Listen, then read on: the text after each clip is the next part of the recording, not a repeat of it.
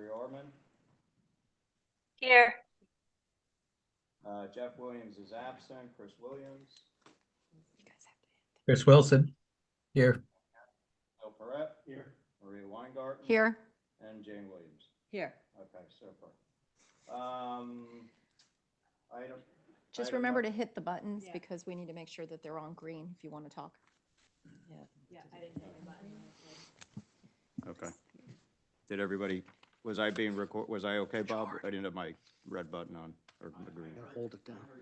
Okay, super. Okay, item number 2, minutes, approval of the minutes of the special meeting held on February 12th, 2024. Do I have a motion for approval? So move. Do I have a second? I'll second. Okay, all those in favor? Aye. Okay, great, that's passed. Okay, super, let's jump into the night. We'll see how long we go in honor of Ms. Nielsen on P and Z. It may be a long one, the way I'm looking at timing, so it'll make you feel better. Will it? Man, those long P and Z nights. Just to, everybody knows this from my email, but the way we've structured tonight is our first 3 items will be pursuing our education and getting us up to speed initiatives. And then after that, we'll talk about the proposal to break into 2 subcommittees and to talk about the objectives of the subcommittees and what subcommittees potentially would like to attend. We'll then talk about the committee education process. Jane Williams has been kind enough to help us out in that endeavor. Legislative update, I think that would be a good thing to do for each of our meetings, and Maria Weingarten knows more about it than I think anybody else in town, so Maria is the natural choice there. I put public comments towards the end of the evening. We'll see how that goes, because I sort of have a view of, like to hear from the public once everything's been talked about during the meeting, so we'll see how that goes. So jumping into learning, first on the agenda is Sarah Carey and Nick Bamonte. And one of the things that I want to encourage, and I've spoken to Nick and Sarah, is fairly short presentations, and I want to make this all about the Q&A. And clearly the objective of talking to Sarah and Nick is it's critical that we understand, what are the numbers, what are the timeline, what are the situation overall in town. So again, Sarah and Nick, thank you for attending, and Sarah, the floor is yours. All right, good evening, everyone. Can everyone on Zoom hear me? No issue? Great. Yep. Okay.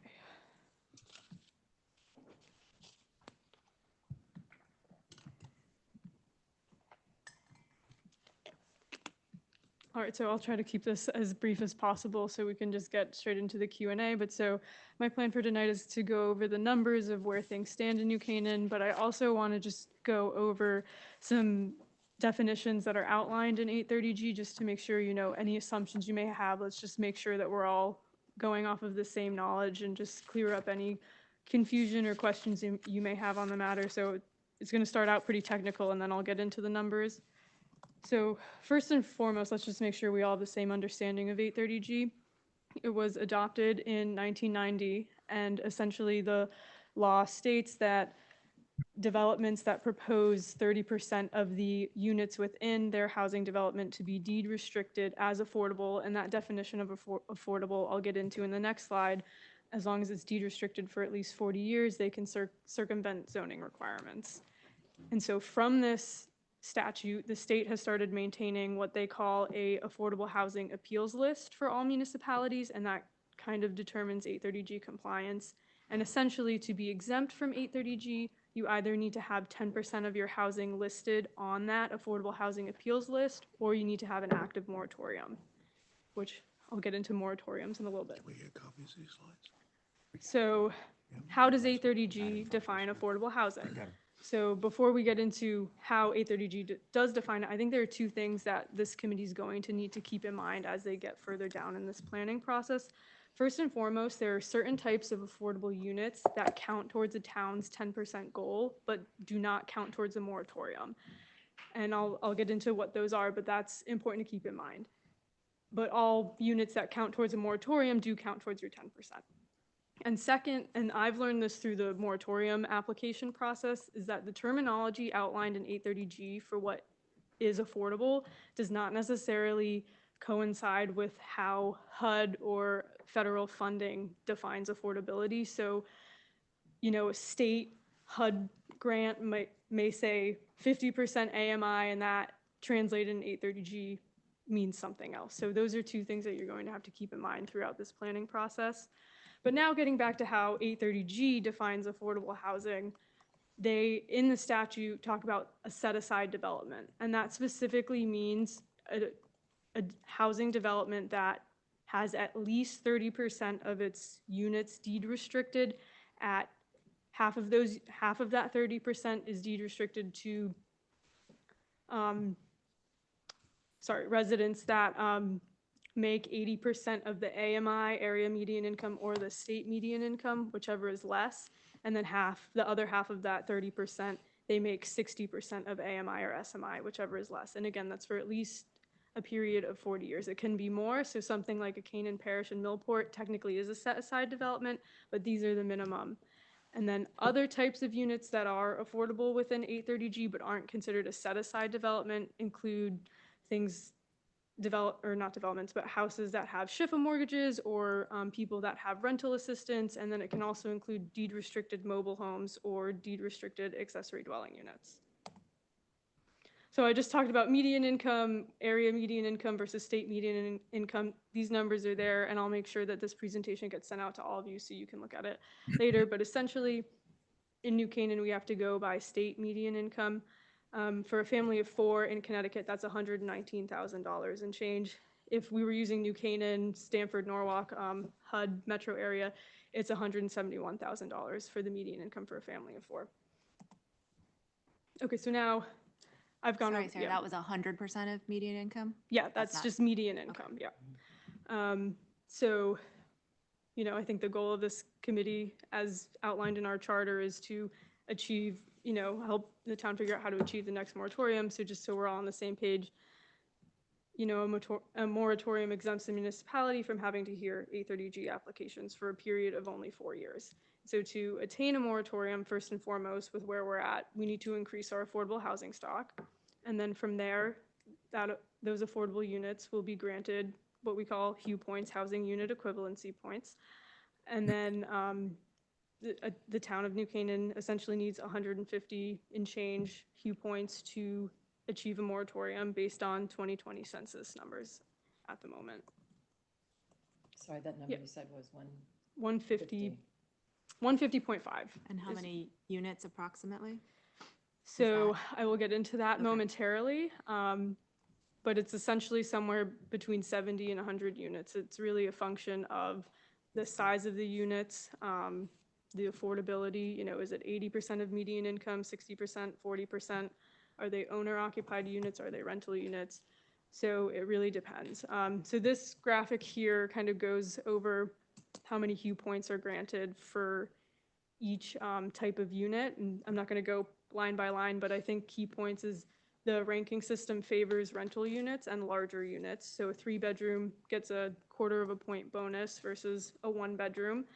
And then age-restricted affordable units are counted against, so they only count towards half a point, which is, debated at the state level of if that's fair or not. But so if you wanted to build an age-restricted low-income development, you would need 300 units to qualify for a moratorium.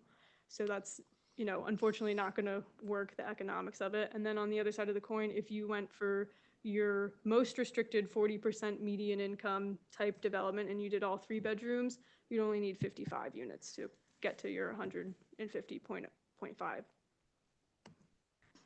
So now what I think you really wanted me here for, where are we in New Canaan right now as of 2024? So the 2020 census says that the town has 7,502 housing units. 295 units as of 2023 are listed on the state's affordable housing appeals list, which is 3.94% of the town's housing stock. So not 10%, so we need a moratorium. So 40 of those units have either SHIFA mortgages or receive rental assistance, and that number comes from the state. I don't have any sort of information about the addresses of where those units exist. I may be able to get it, I may not. I'm happy to do that, but I don't have that data at this time. And then every other unit that's considered affordable in New Canaan is a deed restricted unit and in the eyes of 830G counts as a set aside development. And so that's broken up with 100 units in Canaan Parish. We have 73 in Millport, 40 at the Mill Apartments. The South Avenue group home has 6 bedrooms, but in the eyes of 830G only counts as 1 unit. And then the Schoolhouse Apartments has 40 units and then an additional unit for a property manager. Any questions on that? Before? Nope. Okay. So now just some timing of how we've gotten to where we are in 2024. And I've changed this a little bit to show you all how the timing works from when an affordable housing development gets approval from the Planning and Zoning Commission, how long it takes before they've gotten a CO and how it's played out in New Canaan. So starting with Millport, they received their approval from the Planning and Zoning Commission. So this probably comes after multiple years of planning. They received their approval in February of 2015. And it wasn't until January of 2017 that the last building permit was issued for the development. And then in June of 2017, a moratorium is issued. And it's not until March of 2018 that all of Millport is officially completed. So that's 3 years just from planning and zoning approval to getting your final CO on the whole development. Then going into July of 2018, Canaan Parish gets Planning and Zoning Commission approval. They don't get a building permit until August of 2020. So that's 2 years before shovel hits the ground. In June of 2021, the moratorium from 2017 lapsed, and Canaan Parish did not receive its temporary CO for half of the development until December of 2021. And then July of 2022, the town applied for a moratorium. It was subsequently denied in October. The appeal process began immediately. Canaan Parish, all 100 units weren't officially on board until June of 2023. And then January of 2024, new application is submitted under the direction of the new administration. So just to briefly go over why our application was denied in 2022, the Department of Housing essentially ruled that we tried to claim Hugh points for units at Millport that received their certificate of occupancy before the first moratorium was granted. So those units had received their CO in 2016, and the first moratorium was granted in 2017, and the state essentially said that a municipality can't do that, even though that was contrary to actions they had done in the past. So the town continues to actively pursue that appeal. And just so you all are aware, essentially what we're arguing for is there are 50 Hugh points in Millport that are up in the air. And then assuming on the negative side, if that appeal goes poorly, then 76.75 Hugh points from Canaan Parish in theory could be lost, which if you do the math, it's pretty close to another moratorium. And so just briefly, for our 2024 application, not much changed between the denied application in 2022. We just claimed more Canaan Parish units and put aside the contested Millport Hugh points. And so just to wrap things up, the status as of today, we are in the middle of the state's public comment period for the moratorium, which will end on April 4th, and they, by statute, are required to give us a decision by May 22nd of this year. That is all I have for you. I'm happy to answer any questions. Questions for Sarah, and then we can also move on to Nick, and then we can give questions also to both of them. But any questions for Sarah right now? I have a couple of small questions, just clarification. The ABC house, could that count? No, that's not counted because it's not deed restricted based on income. Okay. When you say 170,000 was that number, when you say income of 170, what does that exactly mean? Is that what somebody earns, what somebody takes home after tax, what their taxable income is? What's the definition of that 170? Sure, my understanding is that's before taxes. 170. It was So 171. their salary has to be 170, I guess is what you're saying. Yeah, that's the 100% average income for the Norwalk, for a four-person family in the Norwalk-Stanford area. 170 171, yeah. in the state. The other one, we keep on using the term, people use the terminology moratorium. So do I fundamentally understand this correctly, that if you have the state is not, it's not a mandate from the state. The state's just saying that if you don't follow the rules, then others can come in and develop. So by being ahead of the game, we can sort of create our own destiny. The state's not mandating. If someone didn't come in and develop, we wouldn't have to build any units. So I understand that correctly? Correct, if no one proposes at this Okay. time. Yeah. And then with respect to the new interpretation, is that the subject of a lawsuit? Correct. Yeah, that's the subject of a lawsuit, yeah. We're actually suing the state agency, We're appealing their decision, yes. appealing to the state, so we're appealing in a lawsuit? Okay. I could speak to that if it makes things easier, Mr. Chairman. Sure, go ahead. Yes, we are actively pursuing in a Excuse me, lawsuit. hey, Nick, sorry, for the record, Nick Bamonte, Birch and Bose's attorney to the town. Go ahead, Nick. Thank you, Mr. Chairman. My apologies. Yes, so thank you to Sarah as well. I think she did a great job laying out the timeline here. And yes, to answer the question, our office has appealed by virtue of a lawsuit the Department of Housing's October 2022 denial of our last moratorium submission. And what Sarah started to allude to is the shocking, in a sense, rationale that DOH gave us, which is different than what we've expected, different than what my office has seen DOH implement in the past with regard to other municipalities seeking a moratorium. And what it comes down to is the Department of Housing, in this most recent review, is now taking a new look at this law we keep talking about, 830G, and DOH is pointing to a subsection that it has never pointed to before and reads it in a way, as Sarah said earlier, that now their interpretation is you can't front load building your affordable units prior to a moratorium more than the amount that you need to receive that moratorium. I know it gets a little confusing and nuanced. What Sarah said was we need 150 points under the eyes of 830G for DOH to grant the town a moratorium that would protect us from developers and force them to comply with our zoning regulations. And DOH is saying that you cannot build an excess amount of those 150 points and still count those still affordable units that they're counting toward the 10% number. But because they're now reading the statute this way, we cannot use those affordable units. I'll just, I'll call a spade here. We're talking about the old Millport units.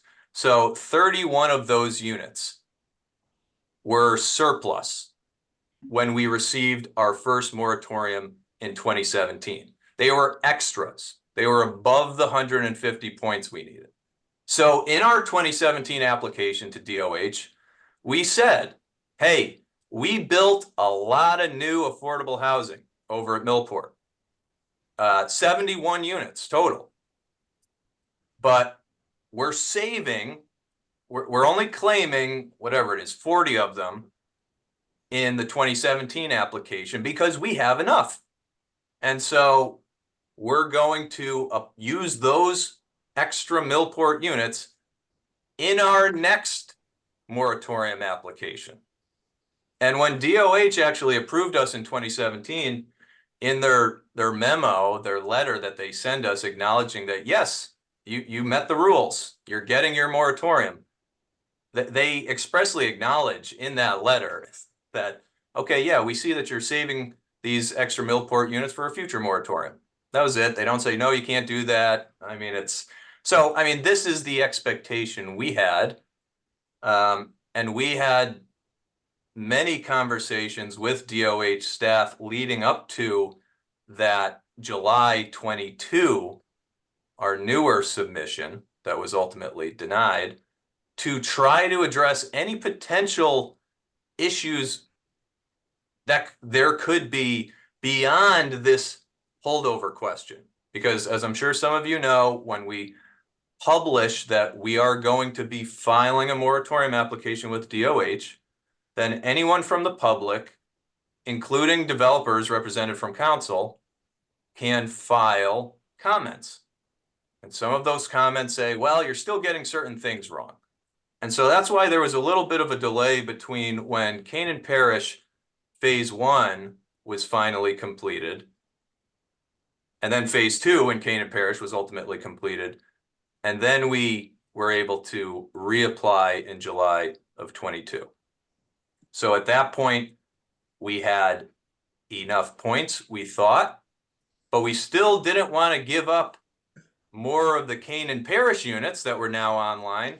So in our 22 application, we said, we're taking those 31 that we saved from Millport, from the 2017 application that you acknowledged, DOH, we're taking those, we're submitting those 31 for a portion of those 150 points we need.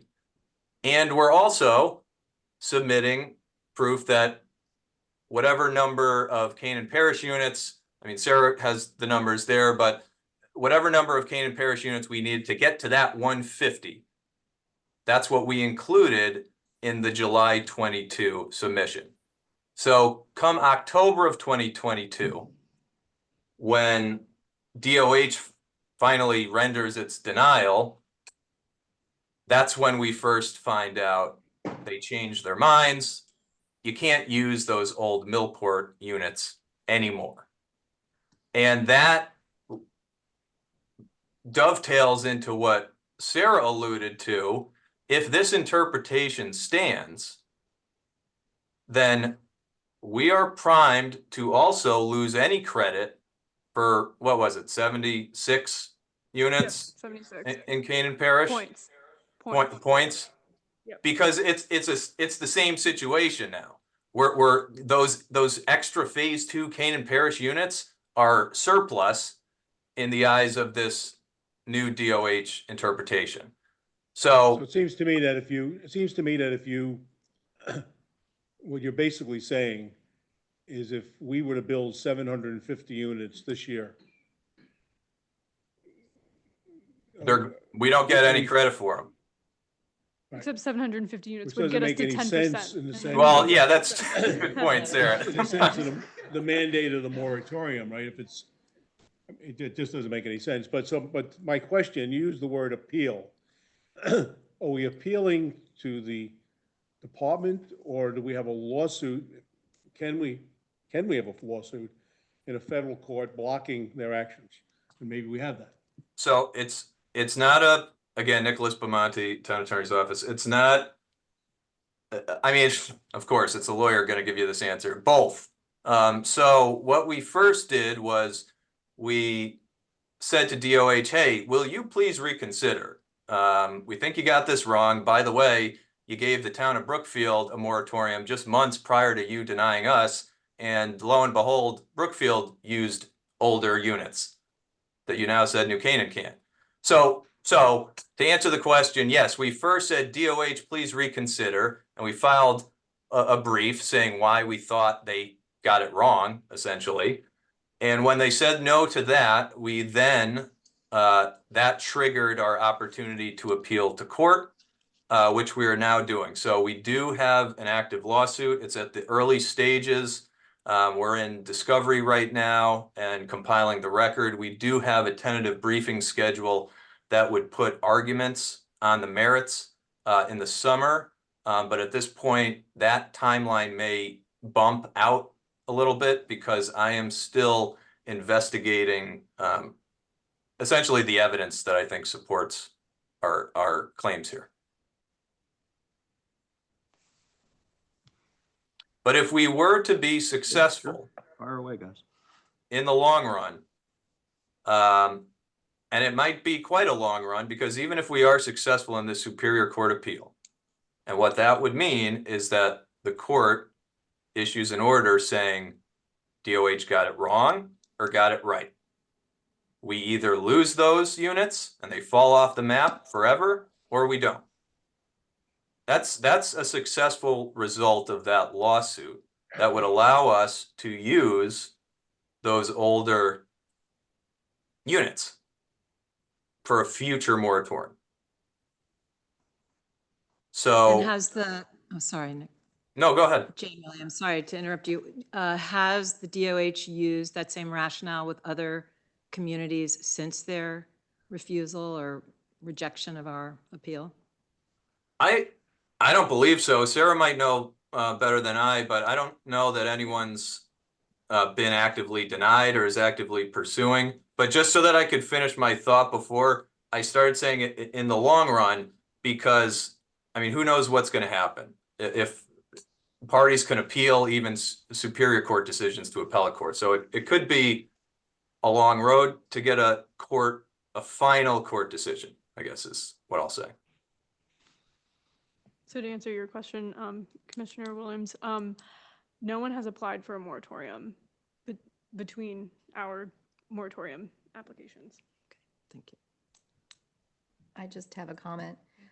My concern is it sends a chilling effect, because the idea here in concept is to create more affordable and to send a signal to other communities that might be interested in developing their own 100% affordable, forever affordable, and not building to the land, because we know that this is very expensive to build. So common sense would dictate that you would want to build to the land to maximize your development in whatever land you have, because it is expensive and development of this is very expensive. And so the thought that they're denying these things, it just disincentivizes any towns that might even seek a moratorium to do so. And I will add on the moratorium front that we've only had in Connecticut 11 towns that have received a moratorium. Of those 11 towns, 6 of them have had denials on their applications. So I know, as you mentioned, that there was a back and forth with them trying to get an understanding and a meeting of the minds to make sure that our application that was being submitted was accurate and ready to go.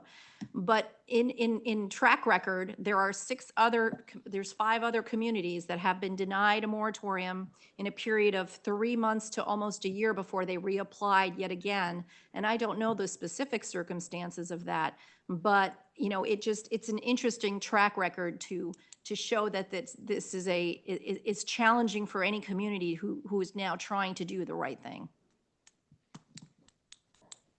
Just one more question. In a town like New Canaan, who actually is it that's managing the lawsuit?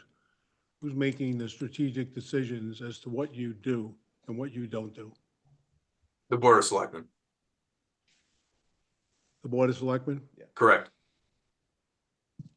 So you come to a public hearing and you review with them what you want to do? How does that work? It works however the Board of Selectmen wants it to work. If they want to have an executive session discussion with the lawyers from our firm to have a private discussion about the pending litigation, they can do so. If they want to have a public discussion, they can do so. And I would probably be consider about what I say, like I am tonight. Yeah, good, thank you. Chris Wilson, you had a question? Yeah, so from a practical perspective, this committee's objective is to try and keep us in moratorium. So somewhere around May of 2028, we need to have enough viewpoints to achieve a new moratorium. This is a fairly important sort of binary decision. The outcome of the lawsuit, we either need to produce circa 150 Hugh points, or we need to produce 25 or so Hugh points.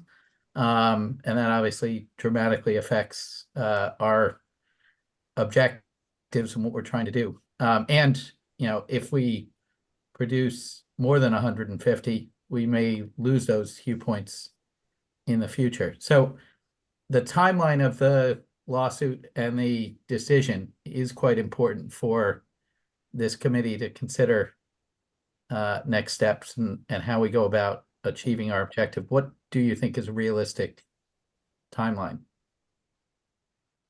To get a decision from this Superior Court, not considering an appeal, the winter, this winter, Next winter. correct.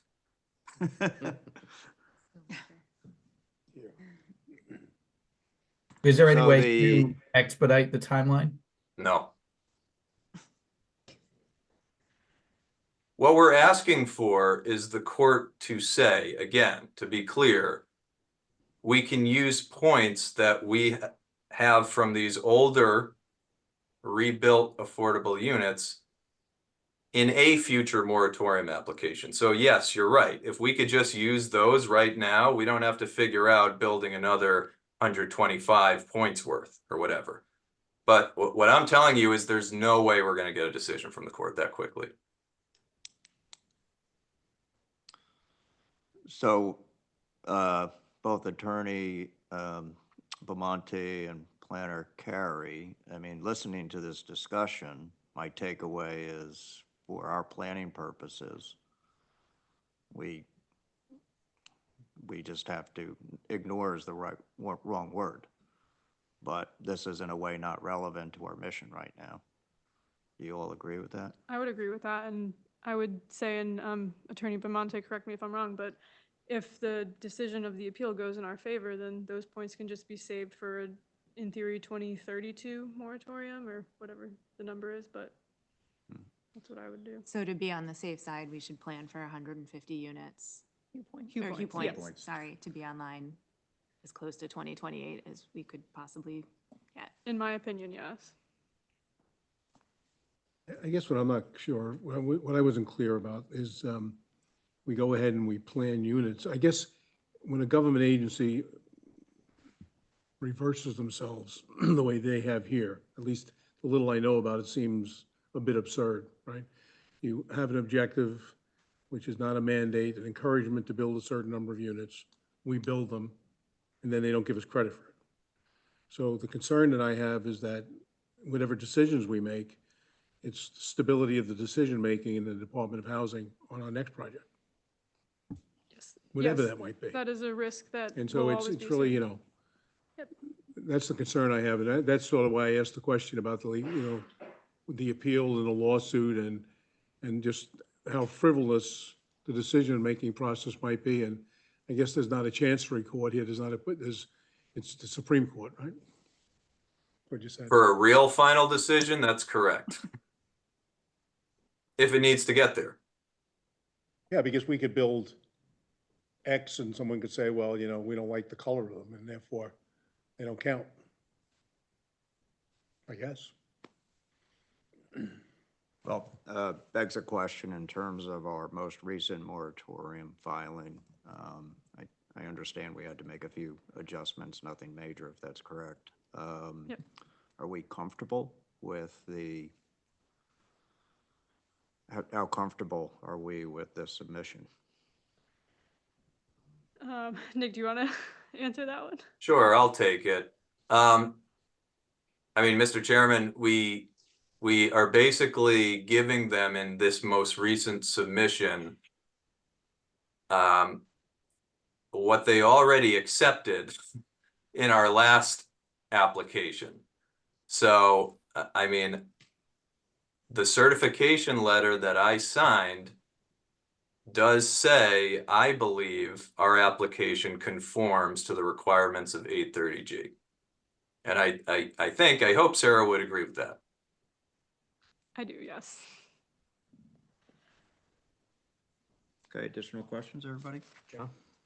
Please, go ahead, Mike. Just real quick, Sarah and Nick, can you speak to the trigger to make application? If you have a phase of, or a tranche of 50 units and then 50 units, can you do a rolling CO type of thing that once you hit a mark, regardless of whether you filled the phase out, you could file an application? Does it go to CO on individual units, or does it go to completion of the project or phase that you're in? So previously for Millport and Canaan Parish, it was a building permit is issued for each structure. So Canaan Parish was 2 buildings, there were 2 building permits. And so once, to the standard of the chief building official and the fire marshal, once the first Canaan Parish building was complete to their satisfaction for people to move in, they were granted a temporary CO, while building 2 on building permit number 2 was under construction. So you wouldn't have to wait until the entire project were Correct. completed under the zoning application, for example? Correct. But we don't know that the state would approve Q points under a temporary CO. So they did in our 2022 denial, they accepted the Canaan Parish points that Oh. were, they had a TCO at that point, but could they change their mind? Possibly. No, I thought because the application was denied, we didn't know if any of the units were No, accepted. they accepted those. Okay, got it. Question for Attorney Bamonte. We're jumping around, but I think this is good and important. So there's chatter that another law firm has been making the argument that one can only apply for 2 moratoriums. What's your view on that? I don't have a view because I don't know what the rationale is or where that's coming from, quite frankly, Mr. Chairman. And I will say, I've studied these laws pretty thoroughly over the recent years, and I don't know what that claim is based on, quite frankly, Mr. Chairman. Okay. I don't see it think in the what law or the regs. Okay, I think what would be very helpful to us is if you get any clarity on that, let us know. You're aware of the law firm. I said, Can do. Did you? Which one? Oh, was no, I it? thought you wanted to say something. No, it was on something unrelated, so. Okay. I can also speak to that a bit, and just part of my understanding is part of that discussion has come from the fact that no municipality has attempted to get a 3rd moratorium, so Okay, that hasn't happened. but there's, as both of you are saying, there's nothing in the legislation that says we can't apply Correct, for a there's 3rd nothing. moratorium. Okay. There might be an opportunity to have a legislative fix. Now, whether there would be an appetite for that is a totally separate issue, but if they just change the nuance of the wording in that one sentence or move those 3 words around, it would be a quick fix to this issue. And just so everyone is aware, both our Senator Ryan Fazio and State Rep Tom O'Day brought up this very issue during the discussions related to one of the bills that's being heard, that was heard this year, has not moved forward, of course, but it was on trying to do some fixes on A30G. Okay. So the legislators are aware, and it might be something that we as a town and maybe others might want to pursue as well. Sarah, I have a question because I think you know this was new to me last week. Can you go back to the very beginning? You said there are units that count towards the 10%, but not towards a moratorium, but all units that count towards a moratorium always count towards the 10%. Can you talk about that a little more? What ones count towards the 10%? Sure. So, here, let me pull up my slide again. So essentially, A30G has clarified in the statute that to get Q points, the unit has to specifically be deed restricted. So it has to meet the set-aside development requirements that at least 30% of the units are deed restricted for at least 40 years. So that's the only type of development or unit that would be assigned Hue points. So the types that count towards the 10% but don't get Hue points are your Schiffa mortgages, your rental vouchers, and that's because those are assigned to a specific person, not necessarily a unit. And so in theory, that person could move out of town, and then that voucher in theory goes with them. Okay.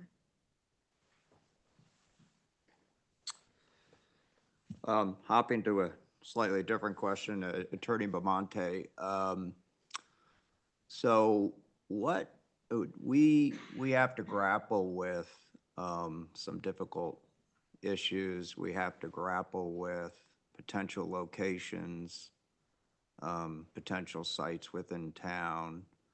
Do we have any ability to do an executive session for such things as real estate purchases, litigation, anything like that? What power, not powers, but what mechanisms for confidentiality, if so needed, do we have, if any? So the Freedom of Information Act gives public agencies, as they call public bodies such as this one, the ability to hold executive sessions. So a lot of us are familiar with these, some of us maybe not, but that's effectively a portion of a public meeting that is private. And the legislature has set out a handful of categories of reasons why a public agency can have a non-public discussion and invite whoever they want into that private discussion, whether it be lawyers, third parties, other officials, so forth. So, but to answer the question, this committee, this is the Affordable Housing Committee. It's not the Board of Selectmen, so I'm not sure that, I mean, I'd have to think about and look at some of the FOIA decisions talking about utilizing one of the categories of executive session, which is to discuss strategy and negotiations with respect to pending litigation. It doesn't have to be pending in the sense that it's actually a filed case. It could be an executive session to talk about bringing a new lawsuit. But it has to be with the board, with the agency that's actually going to be the party in the case. And I'm not sure, it's possible that this committee fits into that. I'm just not sure as we sit here today. There is another class of category for executive sessions, which is more of a catch-all, and it allows for this private executive session when the discussion could lead to talking about a record, a public record that FOIA says is not public, does not need to be disclosed if someone asks for it. So that's, I know I'm talking about FOIA here. FOIA is open meetings and public records. So this catch-all category that I'm talking about for this private meeting session could be if there's discussions about, let's say, an RFP, or you put out a request for qualifications, if we're using some sort of consultant or some sort of expert, that would be a justifiable grounds. For discussions about, to your point, Mr. Chairman, the purchase or sale of a real estate, a piece of real estate, if public discussion may potentially affect pricing, then the law also gives us the ability to have an executive session for something like that. Off the top of my head, Mr. Chairman, there's like 30 different categories. So, I mean, I'm happy to look at it closer and report back to the committee. But I guess bottom line is there may be several avenues if this committee is inclined to have a non-public discussion on certain aspects that it's been charged with. Thank you. Anybody else? I have a question for Planner Carey. I wouldn't say everything, but the land use office sees a lot of information flow in this town. This is the land use department. And very often what happens is, and feel free to correct me, but you know, if somebody's thinking of doing something in town, typically the first place they go is the land use office. So, you know, Planner Carey, you're obviously critical to what we're trying to do here. This is land use, in my opinion, this is land use. You're also seeing information flows. You've been here for a couple of years now. You have a very good sense of the town. And this is early days, and so I'm not going to hold you to any answers, but what's your advice to us? How do you think we should go about this in general? And one of the things, and we're going, later tonight, we're going to talk about a finance, finance subcommittee and a project subcommittee, and it'll be up to the project subcommittee to figure out what are the right types of projects. But I'm also curious as to your thoughts there. Is it one big project and try to get there all at once? Or, is it, looking at other strategies? Is it naturally occurring affordable housing where we purchase smaller properties either for inventory purposes or to go ahead and rehabilitate, et cetera, et cetera? So what are your thoughts for us? What's your advice? Sure. So I think first and foremost is doing an assessment of what land is available, either owned by the town or that may be privately owned, and figuring out, is it even feasible to do, let's call it a Canaan Parish type size development, because that's what we're talking about realistically. And, that will very much advise whether you should go down the rabbit hole of figuring out, is it feasible to build an 100-unit development or not? And then, from there, I think multiple strategies may be necessary. If that piece of land, whether it is town-owned or not, doesn't exist, it is going to take multiple strategies probably to get you to the finish line. And that may look like a 25-unit development here, and it may look like purchasing units as they come online to deed restrict them yourself. But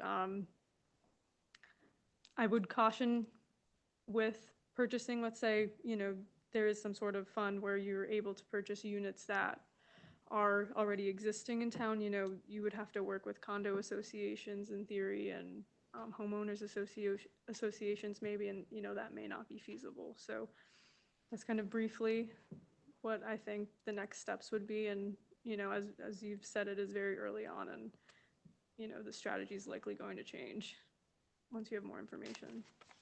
I know we have Francis Pickering on the line as well, and I know that Westcog has done a study on finding different ways to create affordability, so he may be able to add some info as well. Okay, let's make sure we ask him On- that. on Get him strategy for on. this. Yeah, absolutely. Anybody else? I'm checking my own questions and notes here. I guess I would just add to what Sarah said and see if Sarah agrees, but I think if we, A, are able to get a moratorium in 2024, and B, are truly targeting a moratorium in 2028, the quickest way to get to that moratorium is a single project, cobbling together naturally occurring affordable housing, building 25 units here and 12 units there is a much longer process. And I'm not saying it's a bad process. It may actually be a better process, but it's not going to be quick. Correct, I agree. And going back to your timeline slide, so remind us, you started with P&Z approval. That's pretty far down the road for us. So what's your advice is, what's a timeline for us to think about? So personally, I think 4 years to getting a CO is ambitious. And I think realistically, 6 years is a much more comfortable target of actually having a certificate of occupancy. So assuming if we don't win our appeal, then I think we're looking at 2 years of, am I getting my years right? 2 years of no moratorium. Yes. Yeah, okay. The other possibility is land that the state owns within I know that Westport recently did a cottage cluster with state-owned property as well. So that's another avenue that we should consider pursuing. Definitely. Last call. We have our town attorney. We have our planner, the most important person in land use in town, in my opinion. No offense, Mr. Hobbs. You've got the housing. You're not biased though, He's right? throwing stuff at me. Yeah, this is previous bias, but everybody good? We Okay. request that you send us your updated Yes, slides. yeah. Thank you. one last question, Planner Carey and Attorney Bamonte, anything we did not ask each of you that we should have asked? I'll I be think back it's a if I good think start of for it. tonight, Mr. Chairman. Okay, great. I'm happy, always happy to join if that's what the committee would wish. Okay, super. Thank you very much, you guys. Have a good evening. Thanks, everyone. Have a good night. Thank you. Okay. Okay, item number 4, affordable housing project process overview and discussion regarding affordable housing project process. David McCarthy. So David is another person who's, I think, been critical to the development of affordable housing in New Canaan, as well as he has a very deep knowledge of process and how you get things done, particularly in the state of Connecticut. So, David, you're on. Okay, thank you, Chairman, and thank you, committee members, for asking me to join. Can you all hear me okay? We can. Okay, great. And again, for the record, I'm David McCarthy. I'm the president of Heritage Housing, Inc. We are a Connecticut-based affordable housing development company. We've been in business for 7 years and did a lot of work with the New Canaan Housing Authority, starting with partnering with them on Millport Phase 1, then Millport Phase 2, then Canaan Parish, and then we ran out of projects to do. So I've had to find projects in other towns, which I'm sad about, but I've always enjoyed working in New Canaan. I thought I would start tonight by just going through some definitions of what affordable housing actually means, because it means a lot of different things. I have a few slides put together to talk through this. I'm going to try to share them. We'll see if this works. Wow, that was pretty good. Can you see them? Yeah. We're good. Okay, great. All right. So again, this will be pretty quick, but I think it's always important when you talk about affordable housing to really try to define what it actually means. And so I'm going to go through 4 topics here, and it should only be a few minutes. The first is just a theoretical discussion of what affordable housing actually means when we talk about it. And then 3 specific definitions that you see out there, which are Big A affordable housing, as it's usually called, 830G affordable housing, and then other types of affordable housing that are that exist in the world. So I just want to start with the observation that the term affordable housing is all relative. Every housing unit, from this lovely $80,000 house in Pennsylvania to this 200, I think, million, something like that, house in Florida, is affordable to someone. So the question of when you say affordable housing, the term implies that what you mean is housing that's affordable to a specific group of people, because all housing is affordable to at least somebody. Otherwise, it wouldn't be occupiable.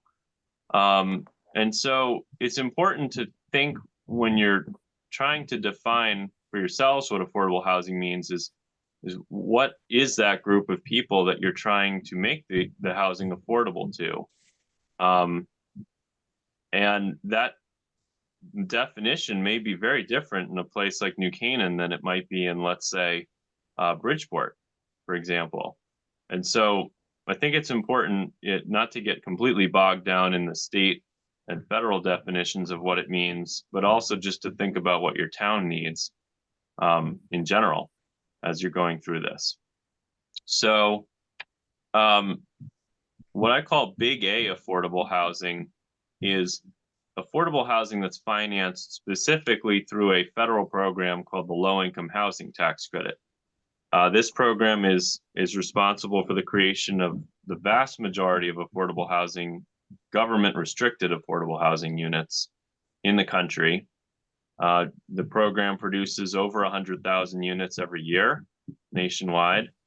And it really works through making units affordable to people earning different percentages of what is called the area median income, which is just the median income of families of different sizes in the metropolitan area, in every metropolitan area in the country.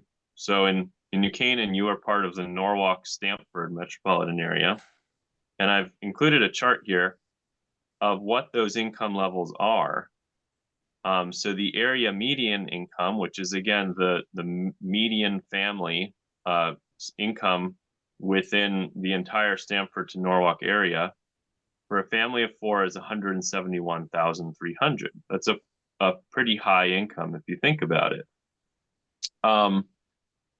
The programs that create federally funded affordable housing must be affordable to 60, 50, and sometimes 80% of that.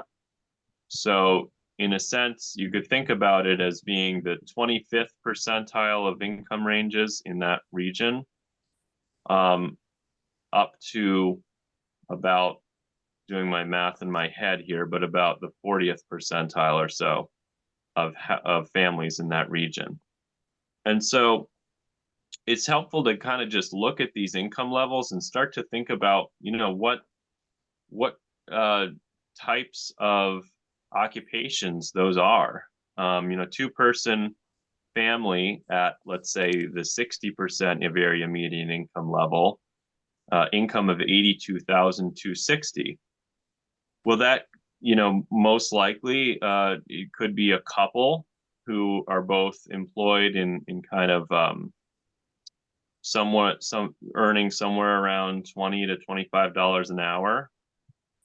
It could be a single person with a child or with an elderly person that they're taking care of, or something along those lines, who's earning $82,000 a year, which is much higher income for an individual to earn. And then if you go down to the family of 4, you see again, when you start to think about who the folks are who are earning these incomes, $102,000 a year is probably two kind of, it could be two sort of even teachers maybe, or paraprofessionals or something along those lines, nurses who have 2 kids, let's say, as an example. And you can see that the incomes range in that program from 68,000 for a family of 2 at the 50% of area median income range, up to 148,000 a year for a family of 5 at the 80% of area median income range. So a very, very wide range of incomes can potentially be included in projects funded with that program. And it could be people who might be able to participate in the market without affordable housing financing, if that makes sense. These are folks who could probably afford a unit, maybe not in New Canaan, but probably in Norwalk or Stamford or one of those other cities. So that's federally funded affordable housing. Now, 830G is a totally different program because it works off of the state median income. And so you can see the income ranges are much, much lower. And also the percentages that are used are different. Rather than 80-60-50, it's actually 80-60-40 that's used for the 830G program. And so the range of incomes is both wider, but also lower. So the range goes from 38,000 at the very low end to 103,000 for a family of 5 at the 80% of state median income. So that's a very key difference to understand in how 830G works versus most federally funded affordable housing, is that it's targeted towards a somewhat lower income bracket than the main funding programs are targeted to. And then lastly in my presentation here is for you to consider some of the other types of affordable housing that do exist out there.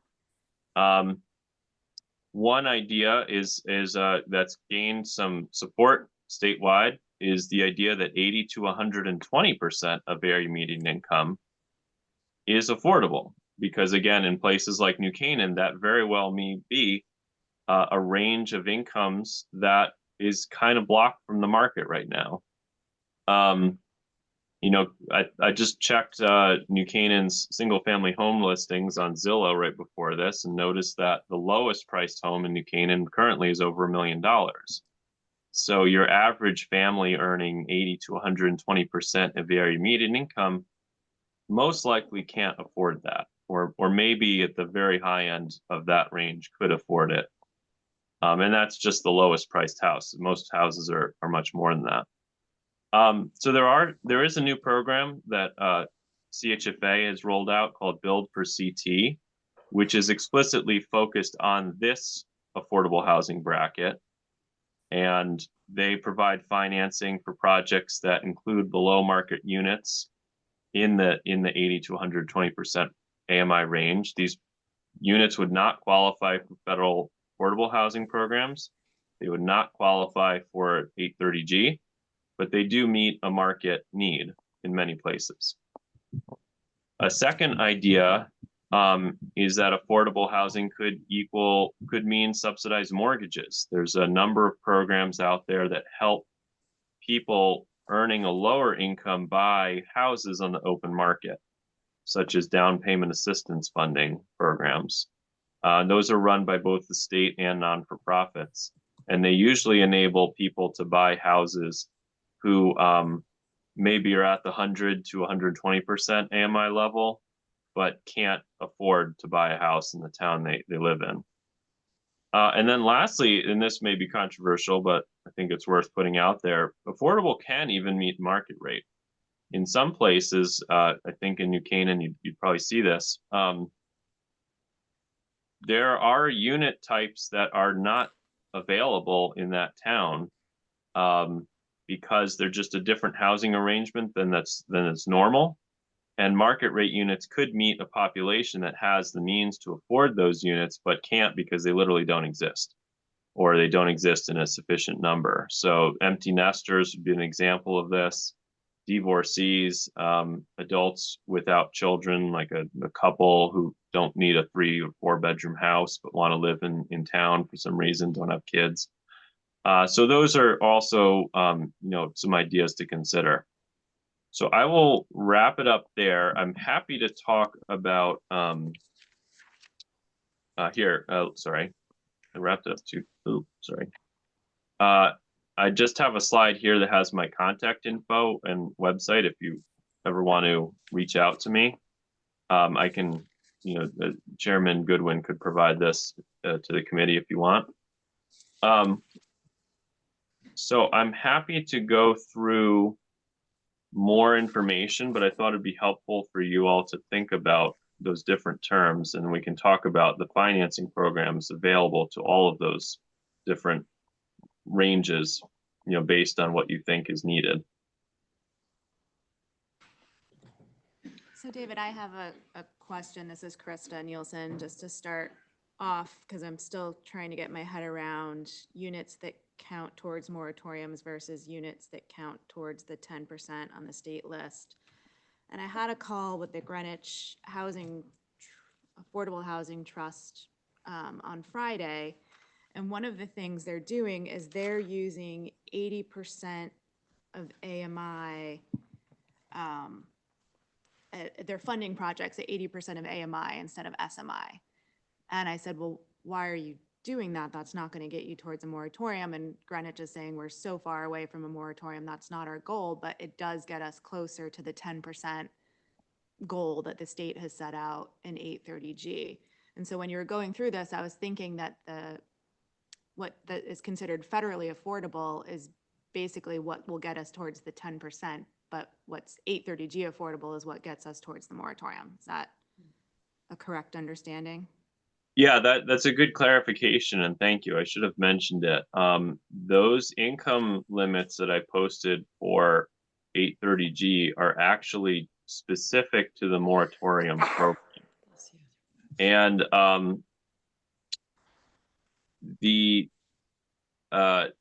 the definition of the 10% is actually broader, and it just includes any kind of 40-year deed restricted housing. And so any kind of 40-year deed restricted affordable housing. And so since federal programs and other programs, you know, CHAFA's programs, for example, do define affordable as 80% of area median income in many cases, I think those would meet the 10% definition if they had the deed restriction. I'm going to have to defer to Attorney Bamonte on the particulars of that because I'm not an attorney myself, but I think they're probably right about that.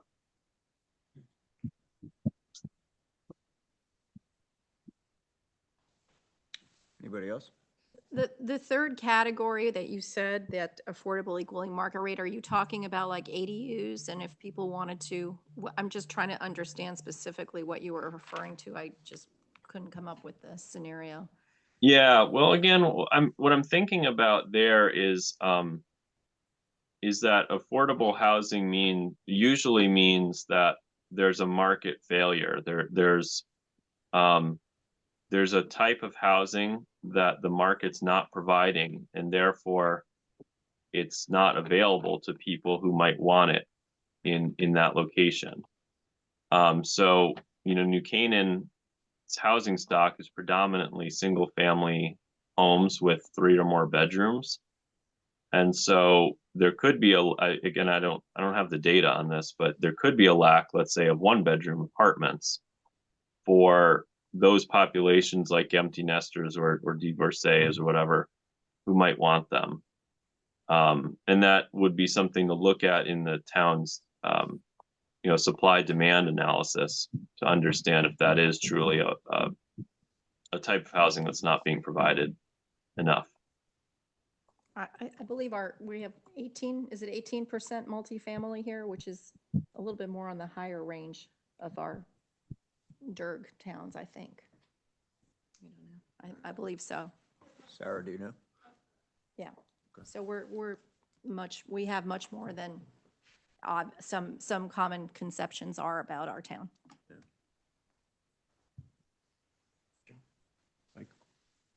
Dave, could you give just a quick primer on the financing for something like Canaan Parish? Of course, that didn't include the purchase of land, but generally the source of funds and how that was financed? Yeah, absolutely. Canaan Parish fell into primarily the 830G bucket, meaning that its financing was oriented around meeting those 80 and 60% of state median income levels, which again are the lowest of the different categories that exist. The way I feel like in some ways Canaan Parish might not be the best example because it was unique in having a Section 8 contract, a legacy Section 8 contract from the 1980s that enable us to do certain things that would not be possible on most other projects. So if it's okay with you, I'd like to walk you through maybe the financing of Millport, which is more typical. We financed Millport with low-income housing tax credit equity, which again is actually available to somewhat higher income levels, but we further restricted the incomes down to the state median income level. The low-income housing tax credit equity in the case of Millport financed around 35% of the costs of the project. So that leaves 65% of the cost of the project that needs to be financed somehow else. We additionally we paired low-income housing tax credit equity with a financing from actually from Bankwell, so a bank that's in New Canaan. That long-term permanent mortgage financed another, say, 25% or so of the total cost of the project. Maybe it was as much as 30. So that 65% of the project that's left to finance is now down to about 35%. The remaining cost of the project, we had to go to both the town for an affordable housing grant out of the trust fund, and then also to the state for a state affordable housing loan. And that loan was made on very favorable terms, 40 years at like 1% interest rate. And that is typically how new affordable housing gets financed. There are some projects that can qualify for a higher tax credit amount than that,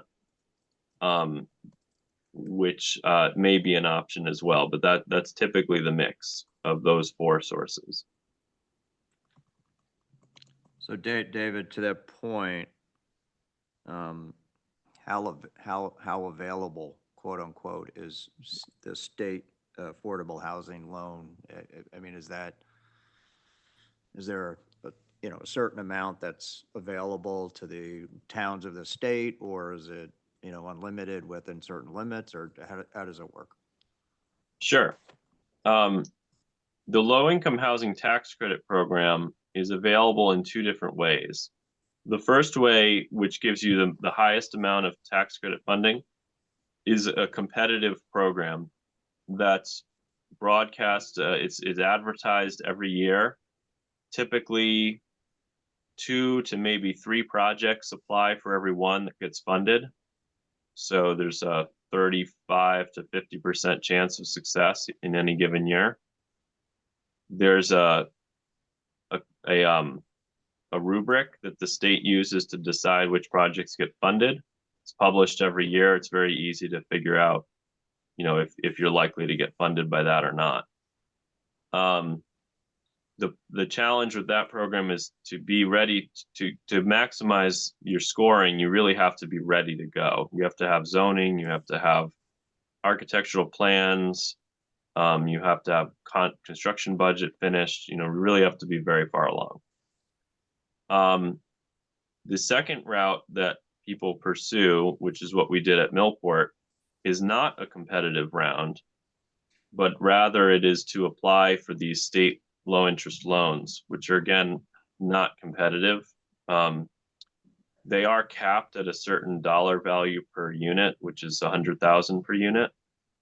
And so usually the state funding plus the non-competitive tax credit is not enough to fund an entire project. And so that's where things like the town affordable housing program or tax abatement agreement or something along those lines can usually fill the rest of the gap.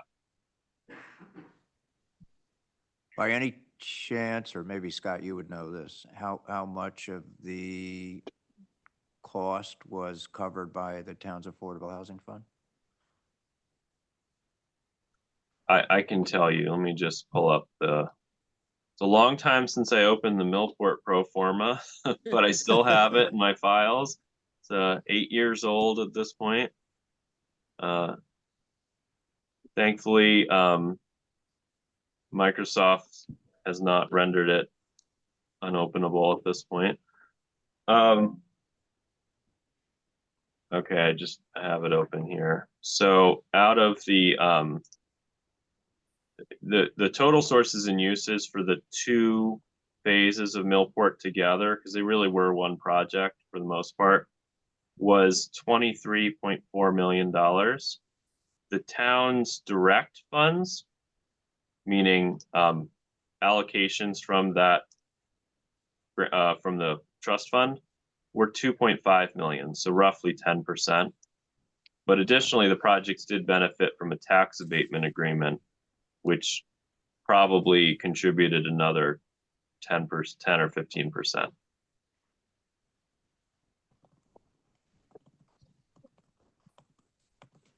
And that was a local tax abatement agreement, like between the town and Yes. the housing authority?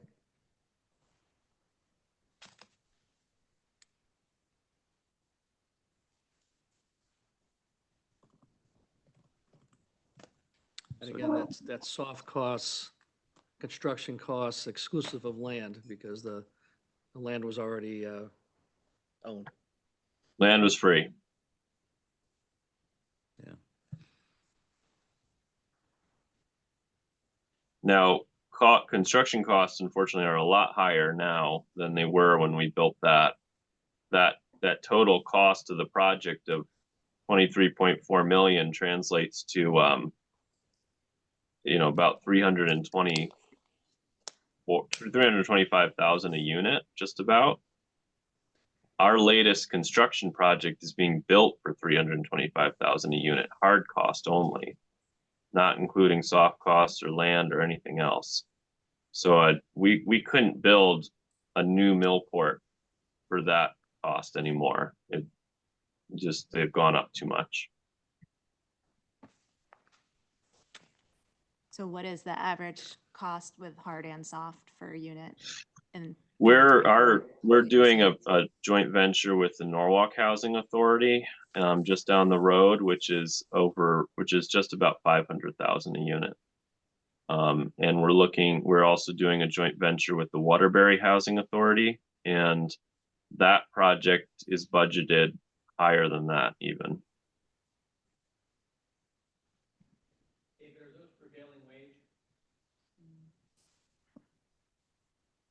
I don't think he can hear you. David, Scott asked, is that prevailing wage? Both projects were prevailing wage, Scott.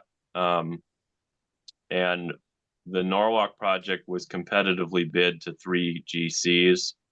So we know that we got good numbers on that one.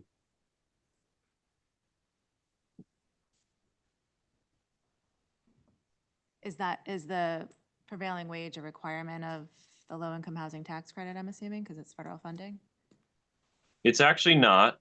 In both projects, the housing authority provided rental assistance, which is what triggered prevailing wage.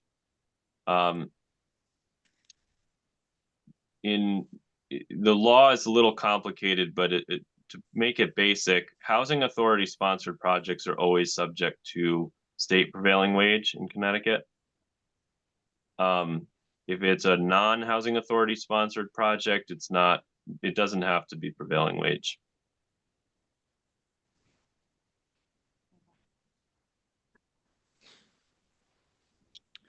So David, I'm going to ask you the same question I asked earlier. You know New Canaan pretty well. You obviously know the challenges here.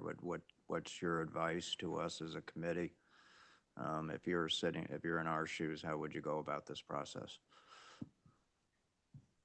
Well, I think first off, I was encouraging your committee to think broadly about what affordable means, and I understand the rationale for pursuing moratoriums, and I think the town's approach to that makes a lot of sense. But there are groups of people who don't fall into the income limits that are prescribed by those moratorium-focused programs, who may desire to live in New Canaan, or that New Canaan would like to have live in, that would be helpful to the town to have additional housing for them.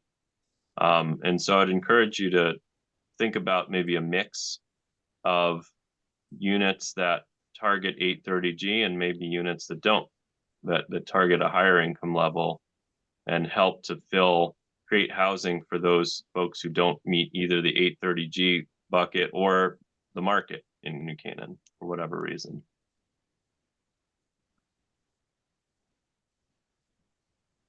Okay, anybody else?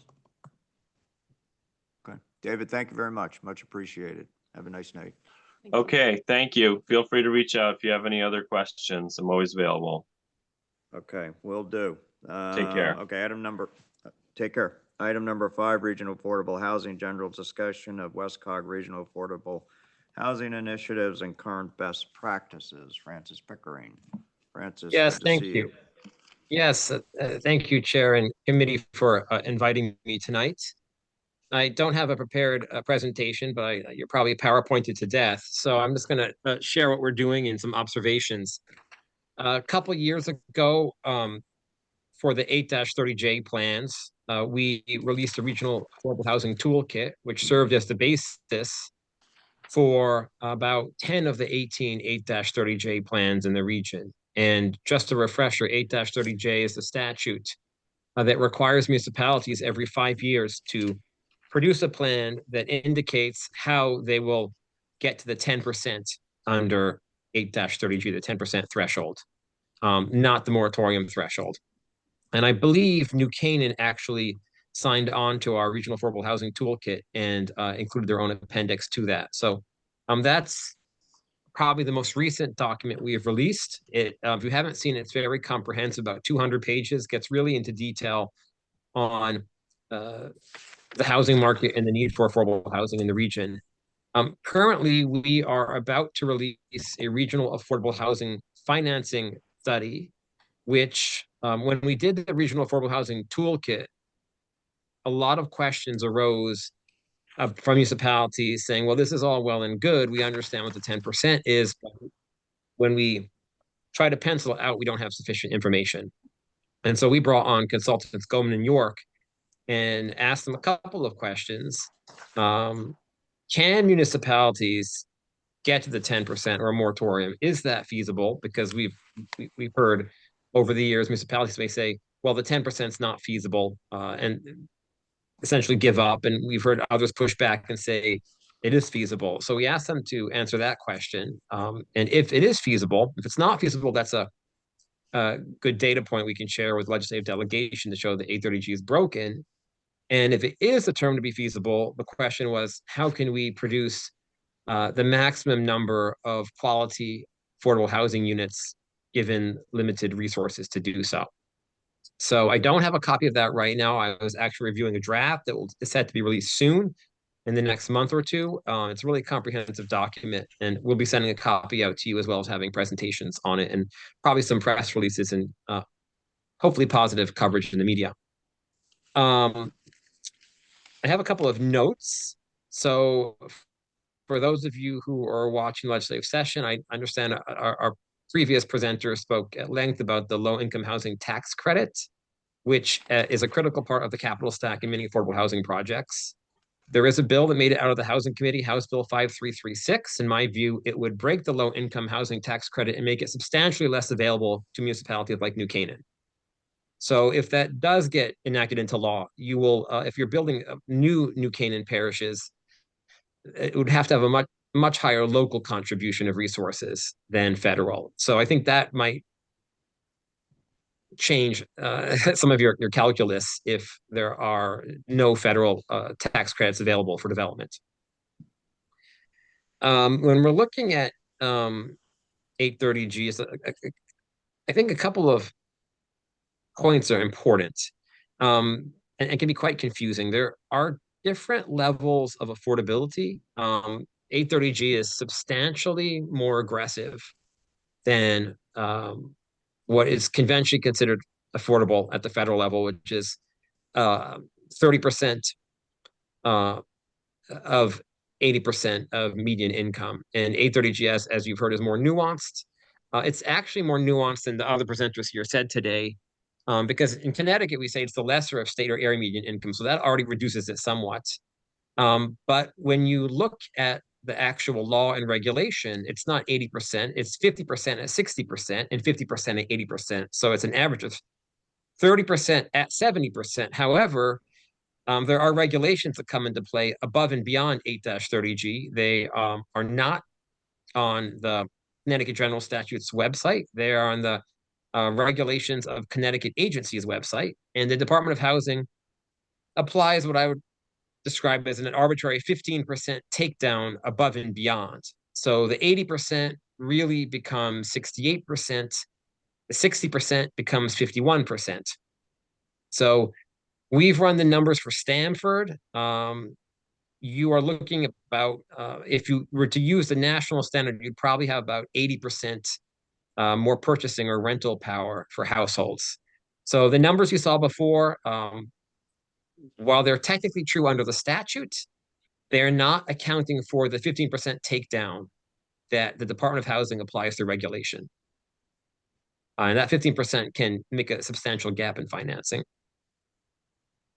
In looking at your, well, a couple of things. As was said before, what counts towards the 10% is not what counts towards the moratorium. That is very confusing to a lot of people, and I'm going to get into that in a second.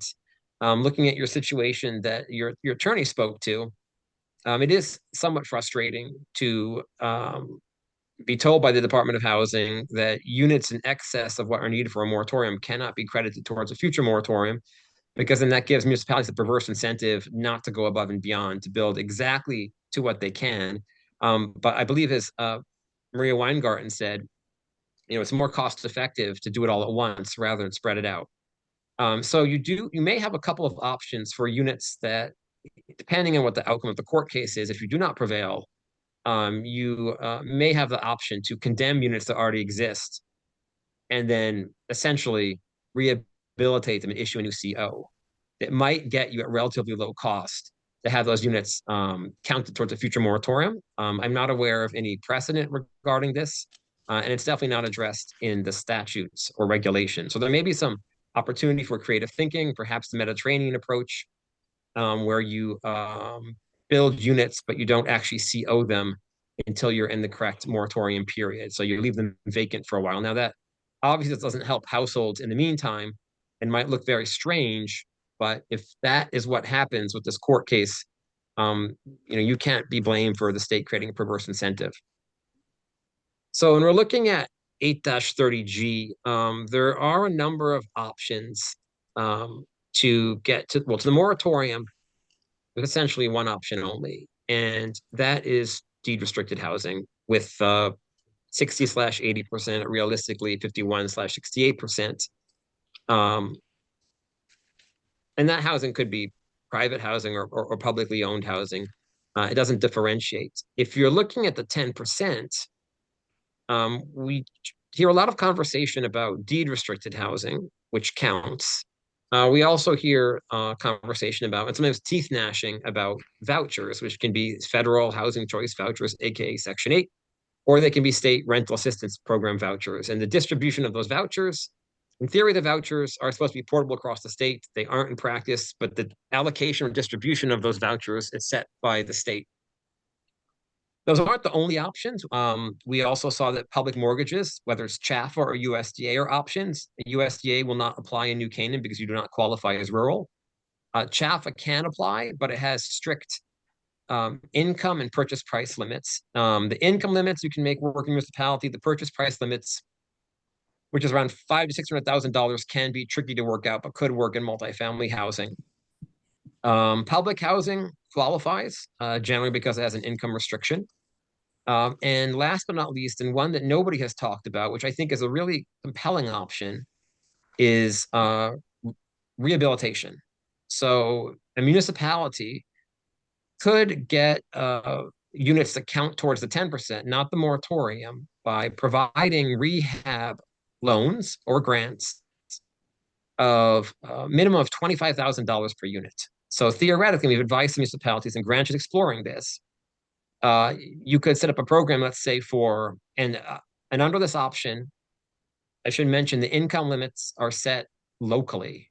It is not the federal 30% of 80% of area median income. It is not the state 30% state median income minus 15%. It's limits you set yourself, however you see fit. It has to be for lower and moderate income households, however you define that. Under the rehab option, you could conceivably set up a program that provides forgivable loans to homeowners, perhaps seniors, on a fixed income or income limited seniors who are facing failing septic systems, failing roofs, need to weatherize their buildings, have old single pane windows. Every single unit that gets such assistance would qualify towards the 10%. So if you wanted to get to the 10%, for instance, and you did it all through rehab loans, that would cost you about $19 million. And my interpretation of that would be, as long as the loans or grants are in effect, those would qualify. I'm not aware of any municipality that has done this, but it is in the statute. The city of New Haven does have a program for new homeowners where they provide 10-year forgivable loans of $30,000 to make improvements to building structure or major mechanical systems. So roof, siding, doors, windows, HVAC, plumbing, septic. In New Haven, which already exceeds the 10% and therefore doesn't need a moratorium or an exemption, they structure it such that if you stay in your home for 10 years, the loan is forgiven. So when we've talked about the cost of building new affordable housing, $25,000 is less than 10% of a new unit. So there may be creative ways to get there.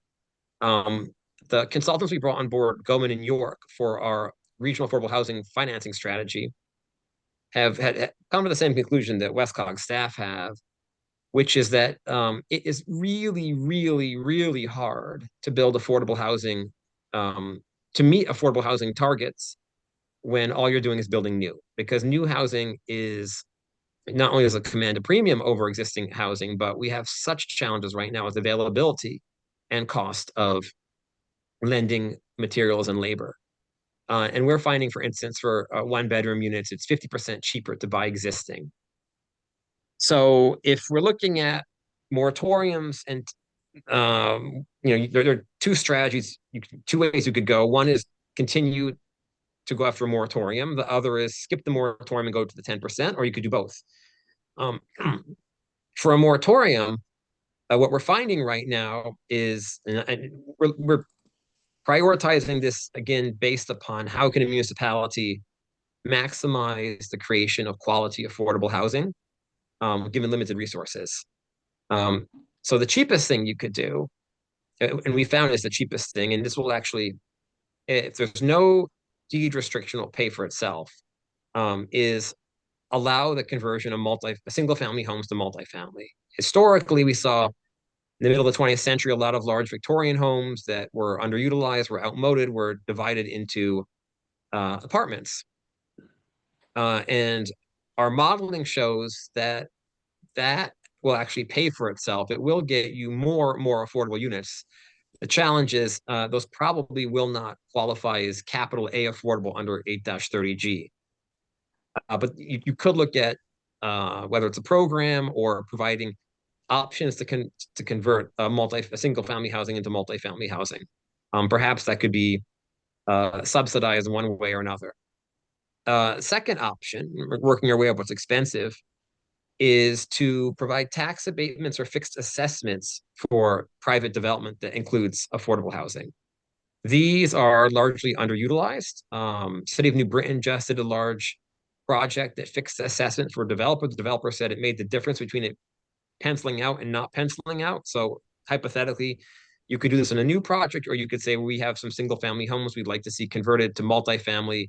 And when that happens, we will give the property owner a tax abatement or a fixed assessment if a certain percentage of the units are set aside as affordable.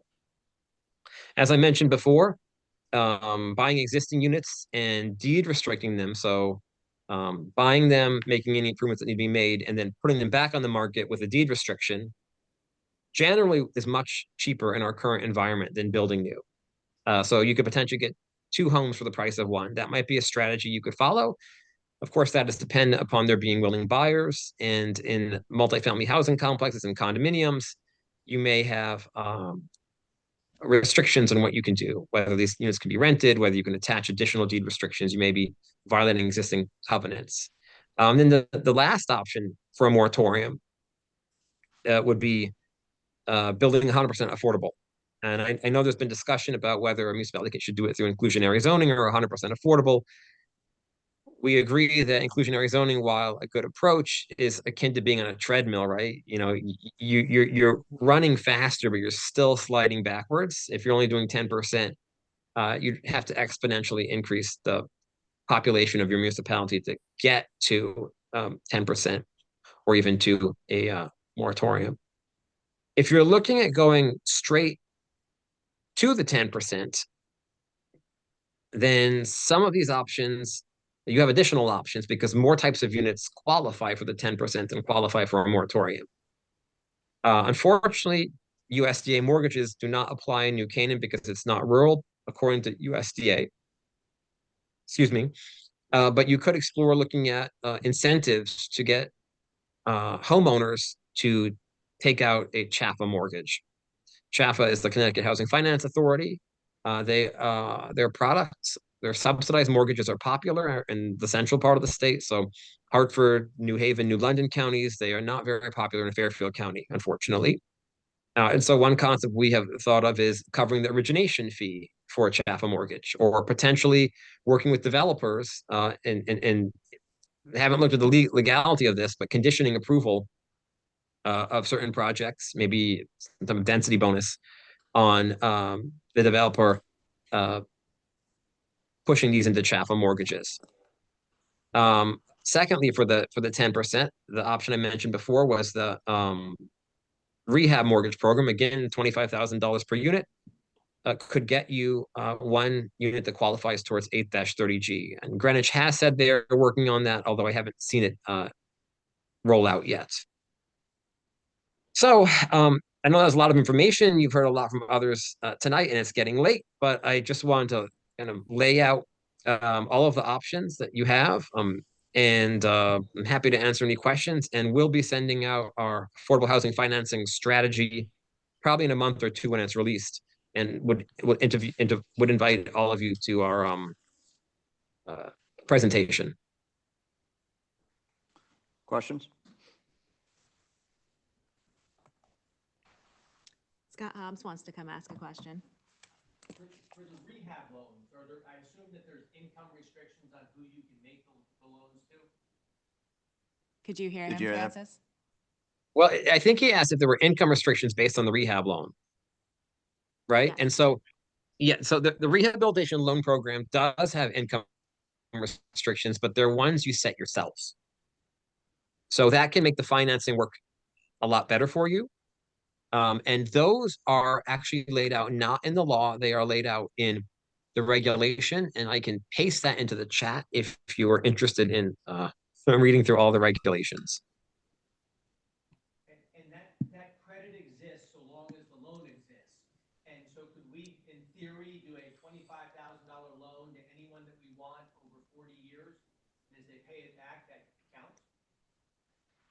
Yeah, so that has not been clarified under there's no basically it's give me 1 second, pull up the exact language. Okay. So housing that receives assistance for construction or substantial rehabilitation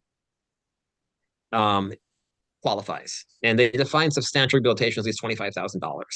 Now, and there must be an income restriction to receive that. Doesn't say that it expires. We have suggested having a forgivable grant. After 10 years, if you stay in your home, it's forgiven, or whatever duration you want to set, because that would, we'd hate to recommend municipality provide funds to homeowners, and then DOH says, well, you provided that funding 1 year, but now it's lapsed, right? So if the funding is still in effect, I think you have a pretty good case. You could argue that it's still receiving assistance. So that's the recommendation we have is, keep it innocent, look at the New Haven program, model on that, and make it a forgivable grant. Or it could be a subsidized loan. However, on a subsidized loan, DOH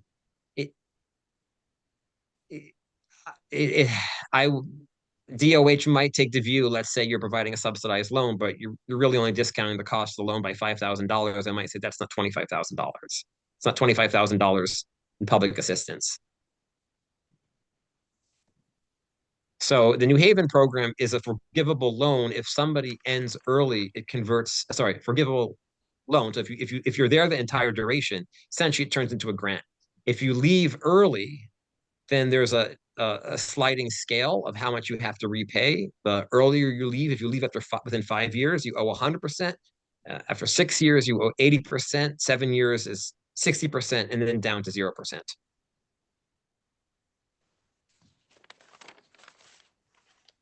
But Francis, are you saying for some of these, strategies that the town is able to determine the, the levels of financing and that, but it can qualify for the 10%? Yes. I would think why don't we have to follow, all the state income requirements? You don't, because of the way the statute and regulation is written, right? So the problem with 8-30G is that it's a complex statute, and then there's even more complex regulation. And if people have read it, and many people may have not read it recently, if they've read it, they largely have, I would imagine, jumped to the section they have questions about. And there's a lot more to it.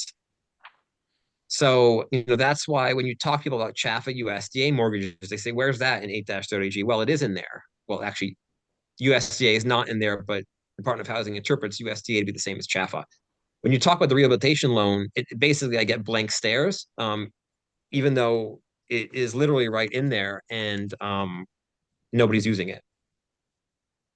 I'm not sure it's ever been tried, actually, aside from what Greenwich is supposedly trying to do, which I don't think has rolled out yet.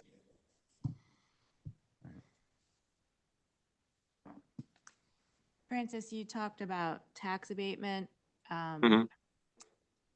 Do you, in what sense, like a TIF or just a pilot, or like, can you talk more about what you mean by tax abatement and how that would work? Yeah, so there are two ways to do it. One is the conventional tax abatement, which you can apply to almost any new development, where you have a 10-year tax abatement period where it phases out over 10 years. And it could be 100% tax abatement, or it could be reduced. This would be determined by your municipal legislative body. Generally, we see tax abatements for industrial or commercial properties, not so often for housing, but it is being used for housing. It can be used for below market rate housing. It can also be used for market rate housing. There are also options to, and this is probably a point of some discussion. There is currently a bill before the General Assembly to allow municipalities to fix tax assessments. So you could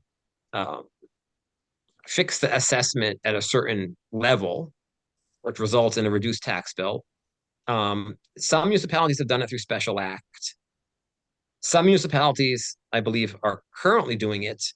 I am not 100% sure on the authority for that, because there is a bill for the General Assembly. However, our consultants tell us that it is permissible as a strategy. So that is one thing I have on my to-do list to track down. But the abatements are, the legality of that is clear. The tax, fixing the assessment is something we have to investigate a little bit more before we release our report. Okay. Francis, what do you see some of our comparable towns doing? We're talking a bit about Greenwich, but the Dariens, the Wiltons, what towns Yeah. more comparable to us? What are you seeing the strategies, some of the strategies they're employing? So Westport has been very aggressive on inclusionary zoning.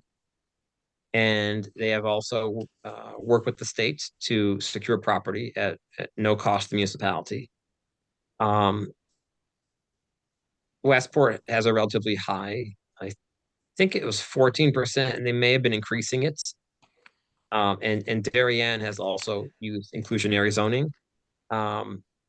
Municipalities, Westport just approved a housing trust fund like you have in New Canaan. So if we look nationwide, the most common way that local governments, and local includes counties, fund affordable housing is through housing trust funds, generally through a conveyance tax mechanism, which you don't have really available. You have your 1/4% that you get off the conveyance tax, but that, I imagine, would go into your general fund. Generally, it's done through a conveyance tax. So Greenwich has also been moving towards a housing trust fund, and I believe Stamford has one as well. But largely, it's been inclusionary zoning first, and then housing trust fund. Again, the challenge with the inclusionary zoning is twofold. One, if you're doing 10%, you take 11 steps forward and 10 steps back. So to get to a moratorium, or let alone to 10%, it's a lot of additional units, which you may not desire, you may not have the infrastructure or other capacities such as schools for. The other problem with the inclusionary zoning approach is that it really only works where you have a large fraction of your new construction or reconstruction for units that are considered as new, that is multifamily, large multifamily, say, maybe not large, but medium to large multifamily. 5+ or 10+ units, depends on the actual dynamics of the local real estate market. If you have a desirable market, you can probably set higher percentages under the inclusionary zoning. 10% would kill development in some parts of the state. And you can probably work your way down to smaller projects, maybe 5 units, as I believe Westport has done. But in much of the state, a large fraction of development continues to be single-family homes. And then, of course, there's the middle housing we've been talking about. Well, middle housing generally is 2 to 4 units. To require of developers that somewhere between 100% and 25% of units to be affordable probably means nothing will get built. So if you're a city like Stamford that has a number of large projects coming online, then you're going to get numerically more units from inclusionary zoning than if you're a smaller town where you have maybe once a year or once every 2 years, you have a small apartment building. So, and I think that's one of the perhaps conceptual omissions in 8-30G. Yes, you could do inclusionary zoning, but it really only works for larger developments. 10, maximum maybe 16%. So to get to something that's 16%, you need 6 units. 1 of 6.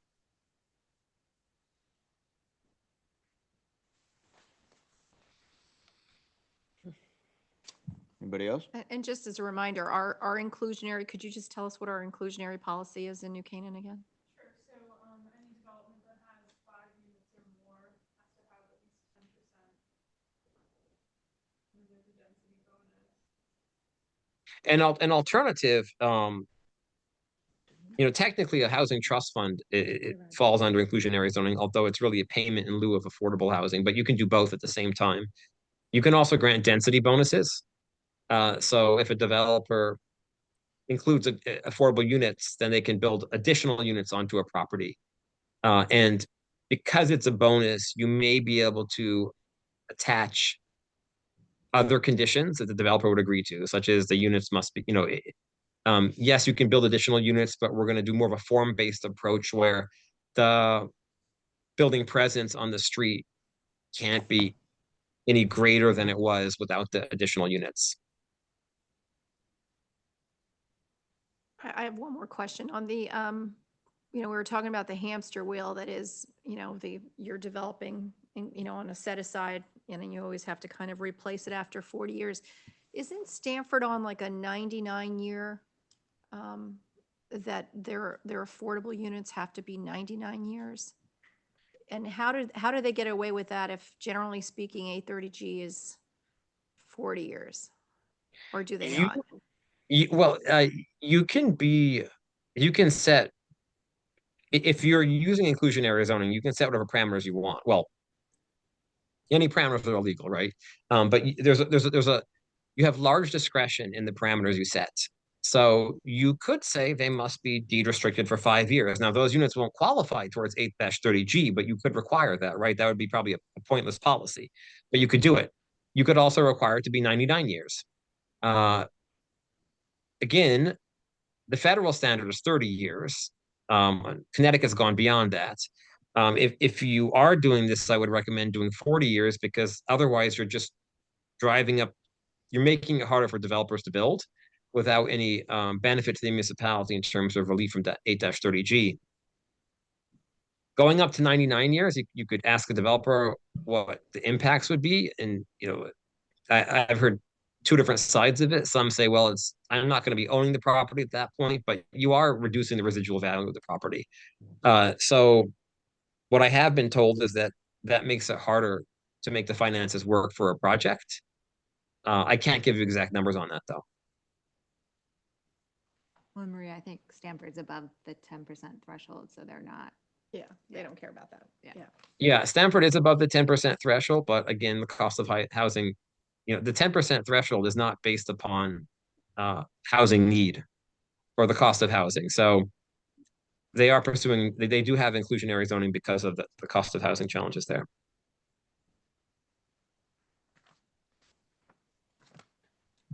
Anybody else?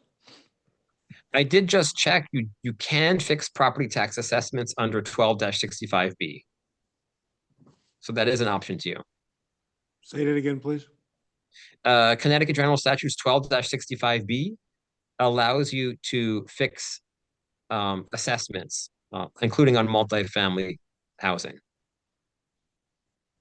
So does that have a cost to municipality? Yes, it means you will receive lower tax revenues from that project into the future, but it doesn't require an upfront expenditure of you. So, Francis, you've been outlining, part of your remarks have been outlining ways to get to 10%. Do you think that's a feasible strategy to consider for New Canaan?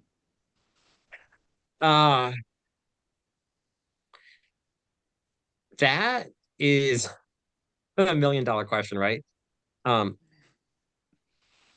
If I were to look at the state, I believe that the vast majority of municipalities could get to the 10%. We only have 29 who are there right now. Or is it 28? I think it might have been 28. reduced by one. 28. We only have 28 that are there. But if I look at the municipality, one of my colleagues, Charlie, who's a zoning expert, and he lives in the town of Ashford in northeastern Connecticut. The sales and income price limits for subsidized mortgages are far in excess of what the median in that town is, right? These are not low income limits, and they're not cheap homes. And so Ashford, if they actually cared, and there's not much developer pressure there, but if they cared about 10% compliance, they could relatively easily say, anybody who gets a USDA or CHFA mortgage, we're going to comp the origination fee. And suddenly, over time, you see somehow Ashford zooms ahead, right? But 8-30G is not an issue for them. Nobody's banging on their doors to build there. New Canaan, I would say Greenwich, New Canaan, Westport, and Darien are going to be very challenging to get to the 10%. The only way I can see that happening is through a variety of creative strategies. Well, 10% would be about 750 units, if I'm not mistaken, in New Canaan, right? I mean, one reason why we haven't seen municipalities get to the 10% is a lack of developer interest. I don't think New Canaan suffers from that, but you probably have a lack of buildable land, or everything is already occupied, right? It's built out. So there aren't green fields you can use. So I don't know if you can get to the 10% is basically my answer. I think you might have a shot if you pulled out every trick in the book. If you did tax abatements and tax assessments and rehab mortgages and rehab grants / loans and push CHFA and did all of these things. But it's really going to probably take an all of government approach and just being laser focused on that. Because if you get to 8% and not 10%, you may have committed a lot of public resources and you just can't get that additional incremental 2%. So the moratorium may be a more viable route for you. Yeah, and so to that point, and I don't know if you were on yet, but earlier tonight, we were discussing whether you can pursue a strategy to get to the next moratorium of, call it a, naturally affordable housing, rehab, some of the things you were talking about, versus just targeting more of a single project to get you there. I mean, any thoughts? I mean, do you think, the way you think about this, if you did go through some of these other programs just to get to the next moratorium, on a smaller project basis. Is that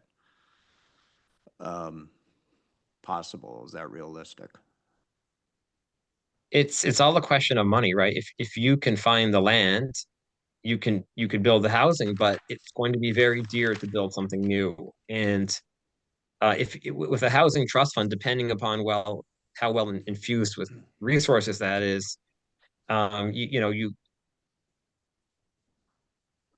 things you can control. I would, I think what Attorney Bamonte talked about is there's so many units in play, it makes it very hard to determine what to do, right? You don't want to.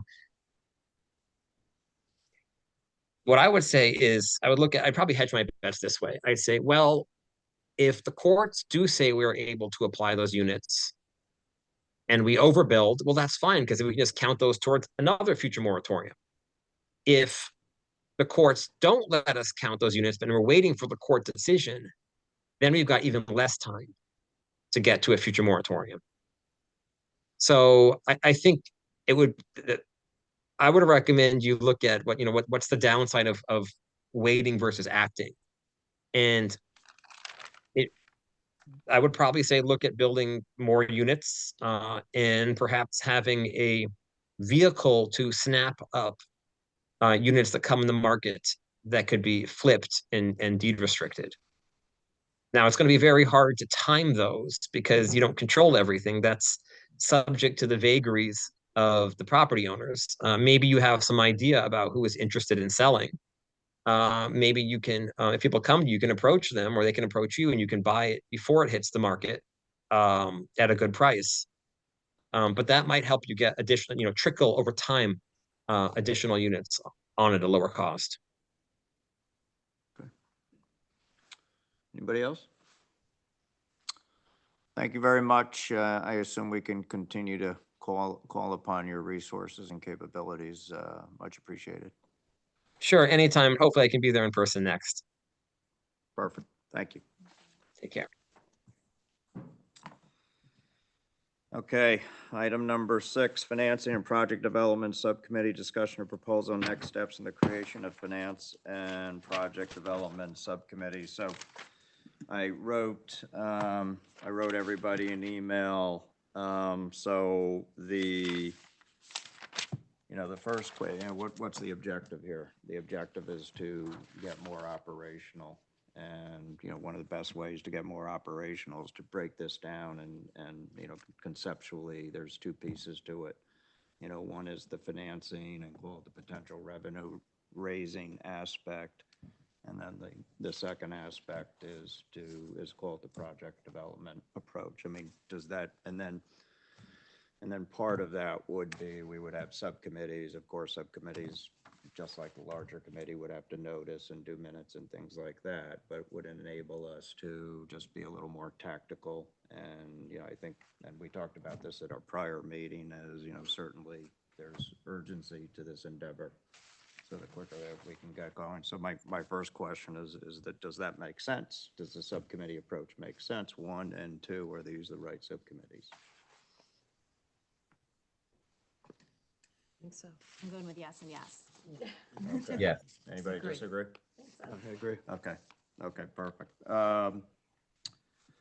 So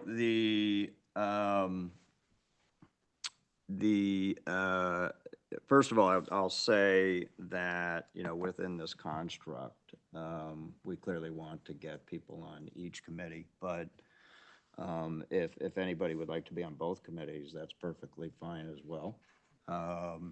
So on the finance committee side, I think what I've heard is, Marie, you've been kind enough to agree to sort of, and what I'm going to ask is, the subcommittees can figure it out, but, let's start with a leader on each subcommittee, and then once the committees get together and you want to have a different leader, that's perfectly fine. Okay. But Marie has been kind enough. I think, Marie, you told me you'd be happy to take leadership. Did you tell me that, or am I making that When you up? say no right now. I was like, I'll work on that committee. I but twisted your arm okay. a little bit. Jeff Williams, who is not here this evening, he would like to join that endeavor.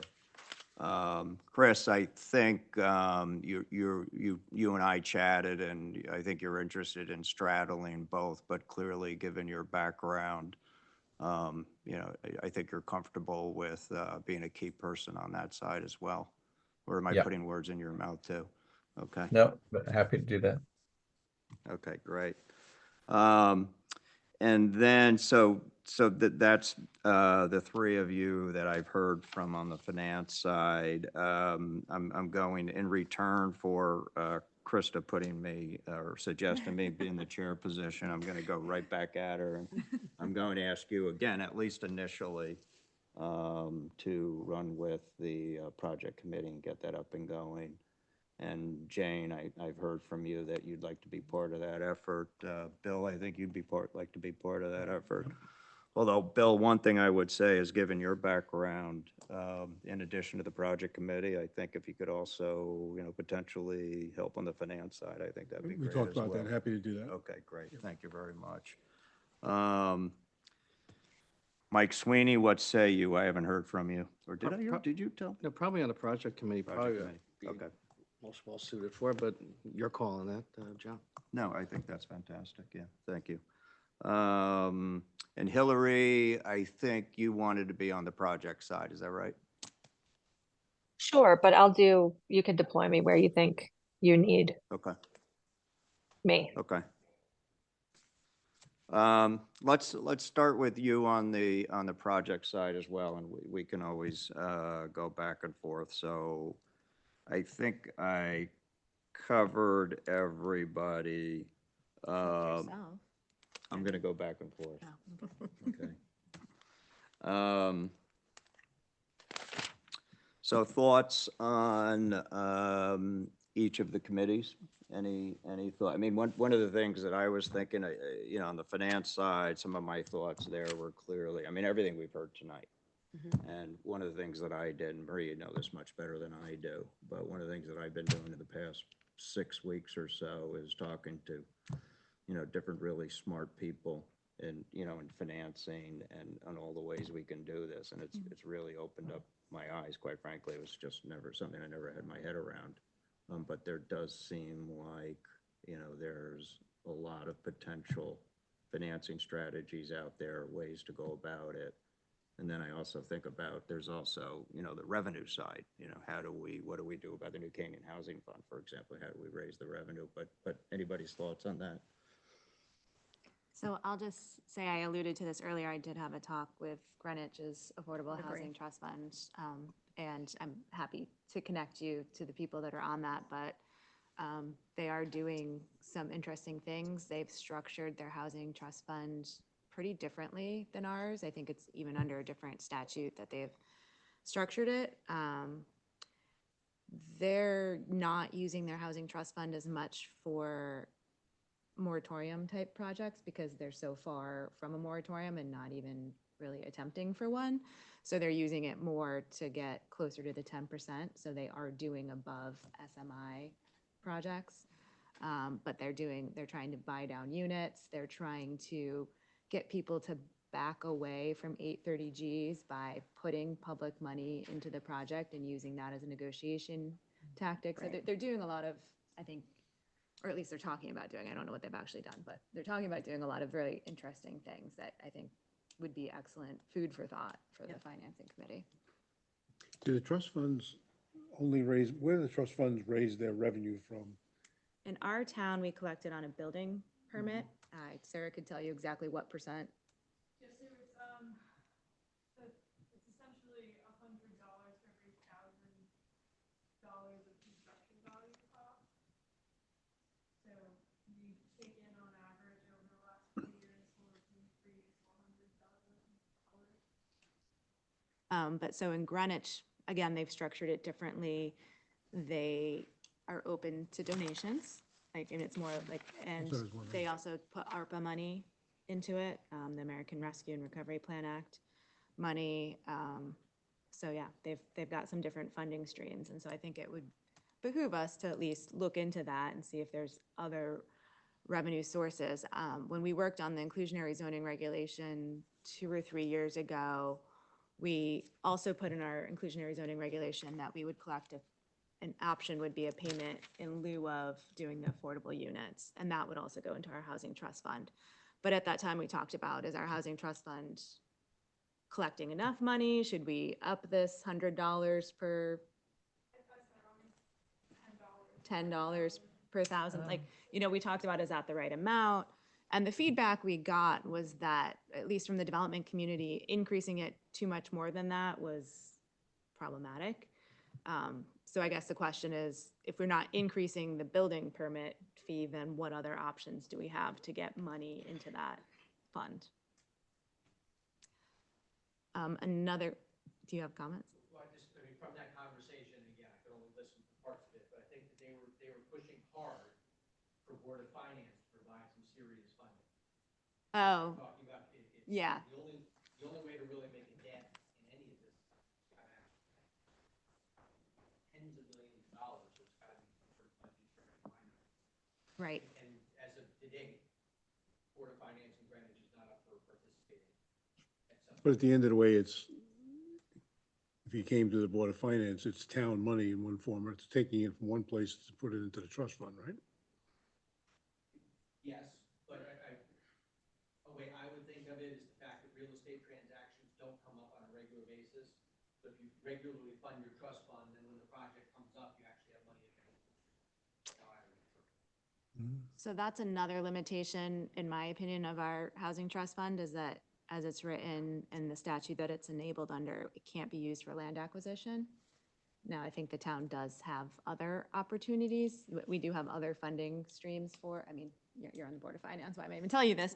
For land acquisition, but I don't believe our Affordable Housing Trust Fund can be used for that. I think Greenwich's may be able to, which is another issue if we wanted to become, a player in the market and be looking at naturally occurring affordable housing and putting deed restrictions on it. We need money for acquisition, not just construction. There's also a Darien Affordable Housing Trust that I've been trying to get in touch with, and I'll try and get that done before our next meeting.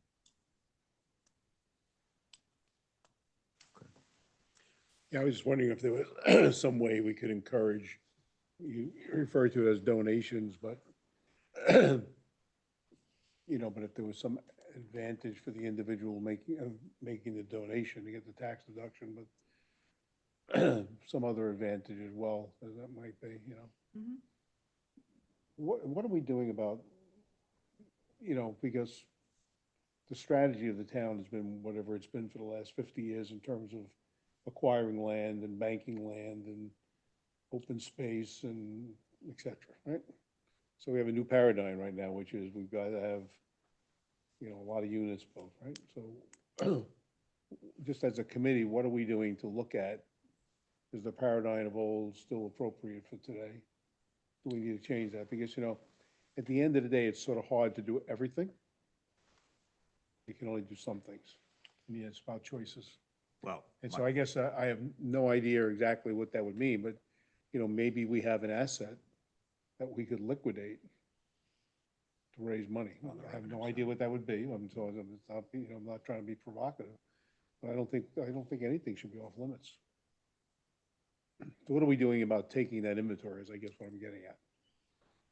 Sounds like that's the project committee. Yeah, so I was gonna say, I mean, one of the first tasks I see it for the project development committee, and I'm obviously here open for feedback, is taking an assessment of, I mean, in my opinion, if we wanted to do a project quickly, the quickest way is gonna be to do it on land we already own. Having to go out and acquire a parcel big enough to build 70 to 100 units, that's a big ask in a town that's already built out. So one of the first steps I'd want to take is looking at what we have and kind of establishing criteria that we would need to look at, each of those parcels and rule them in or rule them out as possibilities.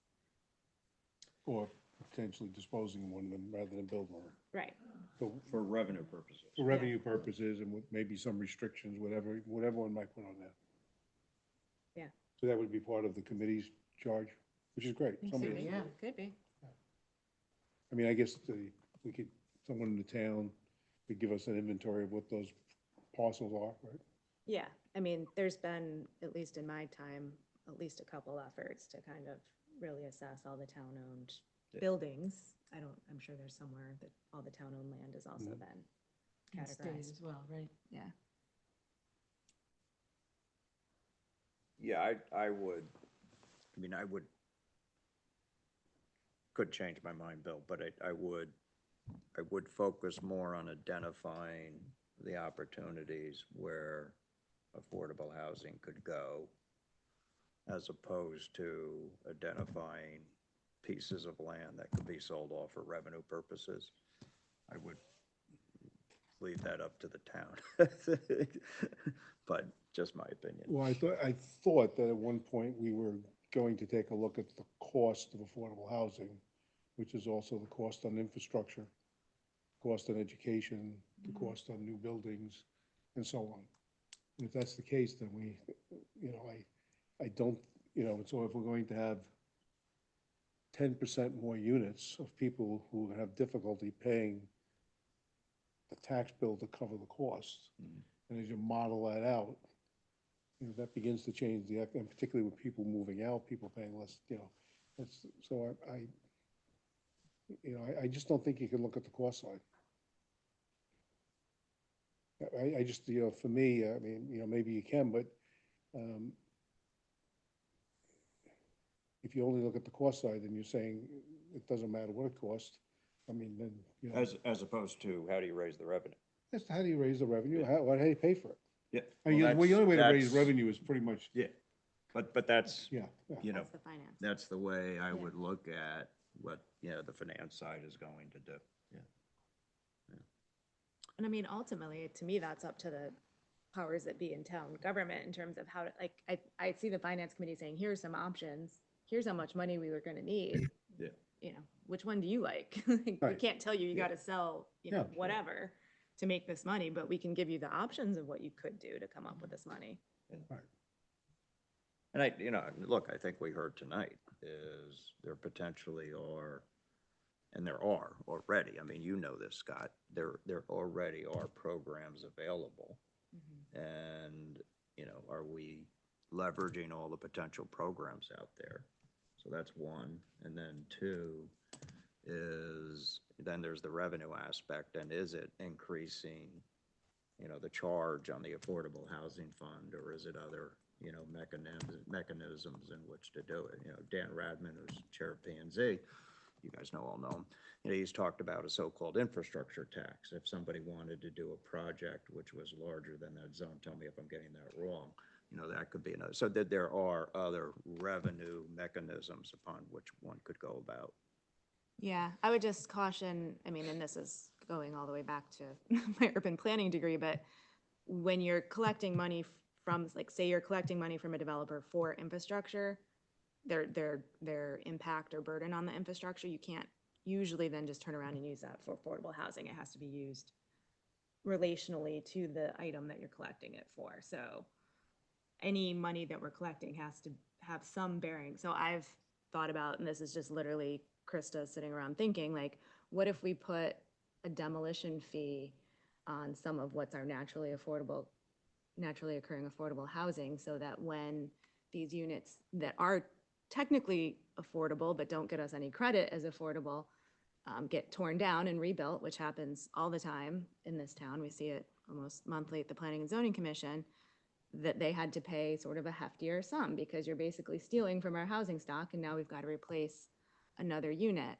To me, there is a nexus there between the demolition of a naturally occurring affordable unit and then needing to construct a new unit, but taking from the burden on the sewer system to build affordable housing, those two things, I mean, maybe someone could figure out how to make them connect, but they don't connect in my mind. But currently, we have our Affordable Housing Fund, which is financed by, The building permit. yeah. Yeah, I mean, that was authorized in state legislation. So, Yeah. I don't know. Because at the end of the day, everything we're talking about to pay for this is a tax in one form or another. I mean, if you're, demolition, good idea, it's tax. Everything is a form of a tax. And even, when you talk about availing yourself of low interest rates, you talk about tax credits, or you talk about that. That's just taking it from one place and putting it into another. It's not raising, I mean, and at the end of the day, if we're going to compete for those dollars, New Canaan is always gonna come out short of that, right? I mean, we're not gonna get more than a lot of the other towns. And one of the concerns I have is that, you know, I don't know, Maria, you might know, but the 10% target, you know, no one's, that could go to 12, it could go to 13. Actually, the fair share bill that is still out there, we'll know next year, but that would take us up to 20%. 20%. So it's at some, you know, it's at some point it becomes not, you know, even for New Canaan, it becomes not affordable. So that was my only point. So, I think one thing that at least I learned tonight was that, you know, cost of construction, everything's going up, everything's becomes more of a challenge. However, there are programs out there and there's smart people who can put projects together and you can, you know, value engineer, and there are ways that you can still get a project going. It's the land. I mean, it's, unless, you know, money's fungible, so whether it's a tax on building permits, whether it's some other type of tax on infrastructure, it's still a way that we're extrapolating money, you know, from the public, and it's still money's fungible. If we don't find land that's either town land or something that's affordable, which is very unlikely, then it's going to require a huge line item contribution by the town. I think that's where we end up. We can nibble around the edges, but I think that's what it's going to take, because it's going to be millions of dollars to acquire a piece. So I think we do need to start with the assessor's map and with the help of Sarah, and look at, you know, town properties. And we're also limited by a project with infrastructure. So it's got to be in, you know, we have sewer and water, and that's going to limit, you know, where we can look as well. Well, and the other thing I'll add is that a lot of the, not a lot, but many of the town properties that have been donated, like I'm thinking Waveney, Irwin, and I'm not saying that we would want to build on any of those. I don't want to scare anybody out there, but a lot of them have deed restrictions on what can be done as well. So that's another piece of the matrix that we'll have to consider. but some of those you might be able to change the deed restrictions. Anything's possible with a good attorney. Money. Waveney sacred ground. That's- No, I agree. It's, I'm not suggesting it's a good idea. Yes, yeah. Well, but yeah, it's a big place.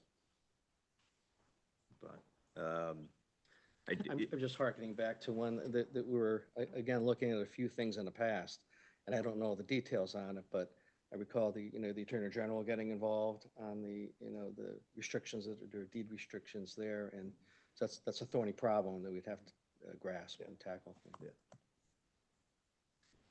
Yeah, I think some of the other issues for the project side is going to be density. I mean, I think there's a strong feeling that we don't want to increase the density within town. So that becomes a factor if it's currently a parking lot. So I think that's going to have to be thought about. I also think you're going to have to think about, and I forget who brought it up, but is it 100% affordable or not? And I think a challenge will be, just my opinion, is that if it's a project within the village footprint, so to speak, however defined, and you come in with 100% affordable project, I think that could be challenging. At some point, and James brought this up with me, is, at some point we have to go out to the public and be more sort of, okay, here's what we're doing, here's, but personally, I still think we're a little bit early in that process. My view is, look, let's get going, let's get things moving down the road, as opposed to having sessions in which, people really don't understand what we're trying to do. Let's put together a construct of what we're trying to do, and then let's get feedback on that construct. But that said, I think if, there was a 100% affordable housing project within the town footprint, that could be challenging. So John, the only thing Yeah. I would add, I agree with you 100%. I do think, given our mandate and our job of public education, that there are things we could talk about sooner versus later that are just things we're learning. Yeah.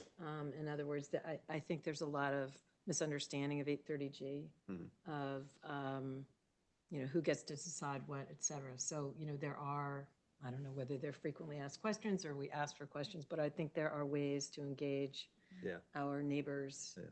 sooner versus later, not because we have some plan or Yeah. are anywhere near there, but just to try to bring everybody along Yeah. with us Yeah, as we that wrestle makes with these sense. issues. And I don't know what that looks like, but I think it's worth talking Well, about. I think what it could look like is sooner than later, and you guys manage me, I tend to be process oriented. I only do two after one, so that's a negative on me. But, you, you know, what I'd like to see us do is, you know, get the committees in place. Mhm. Get the discussions going, get the work going. And by the way, in each of the committees, do we need some outside help? You know, we'll communicate that to the right people if we feel we do. But, you know, get going. And then you're right. And then at that point, it's the first round of, say, an information session. And, you know, we present, here's what we're doing, we solicit feedback. So, In many ways, it's great to start at that point, I think, because we're not pretending not to know things. We really don't. yeah. You Yeah. know, and so it's good to start the conversation if we can figure out a way to do it. Yeah, I've just found sometimes, and again, feel free to disagree with me, I find sometimes when you do public sessions early on, and you don't have things for people to react to, then people are coming in and they're, you know, they're saying what they're saying, but I just find it's less helpful as opposed to saying, you know, here's something to react to, here's where we think we're going. I just think it's more productive, but. And there might be another way to send out information from Oh, what yeah, we're yeah, yeah. learning Well, that, there was an email today from Pam, and I'm not going to be able to make the objective, but I do know the first selectman's putting out a letter, and I think, you know, they want to draft by the end of this week, and at least for me, that's not going to happen unless anybody else wants to jump in. John, Chris Oh, Wilson has his hand up. Go ahead, Chris.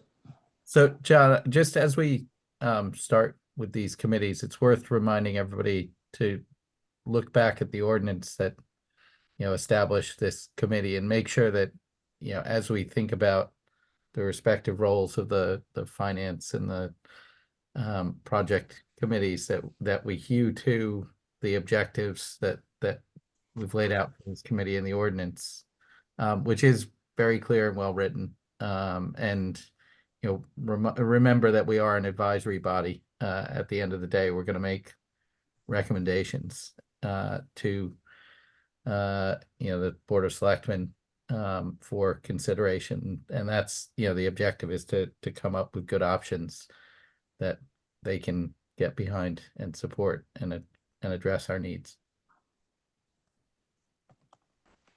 Agreed, yeah. Okay, well, what I would, Oh, Hillary's got any her other hand discussion up. of, pardon? I think, oh, nope. Oh, Hillary Chris? had her hand up for a second, but it's done. Oh. Sorry, I it don't was see that Hillary. finger. Where'd she I go? meant to, I'm here. Okay, I'm there you here. are. No, I agree with what Chris said. So I was trying to do a thumbs up.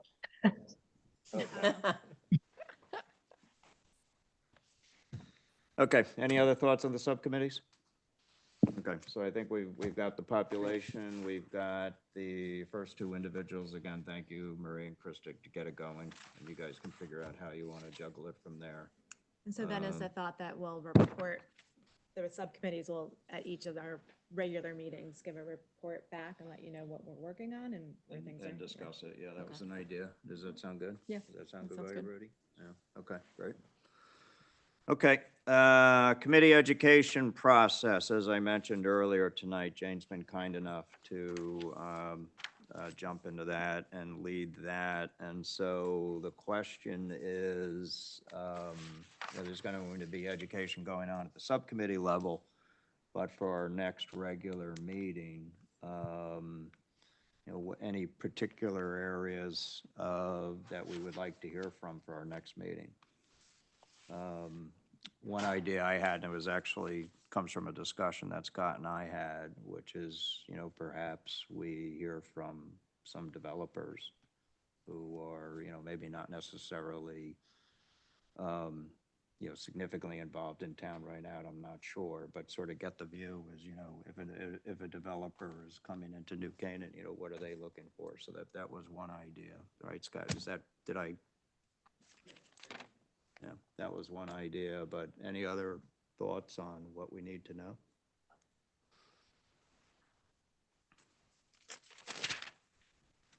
I think at one point we talked about having perhaps a banker in who had expertise on affordable housing financing might be. You thinking of Art? I was thinking of Art. Yeah, art would be great. Yeah. Would So- that be a general committee, subcommittee? Yeah, this would be for the next meeting. For the next Yeah. meeting. So for those of you who don't know, Art Cassavant, he sits on planning and zoning. Mike, I didn't know he was at JP Morgan before he went to, then he went to People's, right? I Yeah. believe so, yeah. Yeah, but anyway, Art, knows how to think about the banking aspect, as well as Art has been a very big advocate behind the idea. And Sarah, you've probably heard this ad infinitum, is we need to get our heads around what are the unit counts around town, which I think you've been doing. But Art's been a big advocate of that. So, yeah, does everybody agree he would be a good speaker to try to recruit? Another idea, I'd talked about this previously, was to see if Steve Kleppen, who's now the Norwalk town planner, Steve was the planner here for a long time, and over the years, Steve advanced some different ideas about development opportunities. A little less specific to 830J, but I think it could be good to hear from Steve. And I would say to Steve is, okay, put this into context. What should we think about? How should we think about it? So that was another idea I had. Any other thoughts? Maria, we talked about the Greenwich financing group, but maybe you want Right. to do that at your level, Yeah. or? Maybe Margarita Albin, might Yeah. be interesting to have her come and talk as the Yeah. head of P&Z there, just to talk about what they're experiencing. Yeah, I think that'd be a great idea, beyond just the numbers. Mhm. What about, Margarita Albin, ALBAN. And Jane, I can connect you on Margarita. Thank you. what about anyone, we haven't heard a lot, at least tonight, about the need Yeah. for affordable, like, how many units? I mean, we know what the mandate is, right? But like, what's the actual need, and reconciling those two? Do you have any ideas? I don't personally know any of these organizations. There are a lot of organizations that regularly put out publications on the quote-unquote need. I have no idea how to choose a good one. Maria, I'm looking at you because I feel like you probably know better than I do. I have opinions. I know you have opinions. I just don't. I mean, I can send you names of Great. places, and you can kind of look at them and see if you think Yeah. they're good or How not. about if I we don't know. have Jane, you speak to both Maria and great. to Krista? Yep, Yeah. and is there anybody locally who could speak to demand? Like real estate demand, yeah. What people are looking for that isn't here? Scott? We were just talking also, I mean, it's a huge connection between that area and state median income.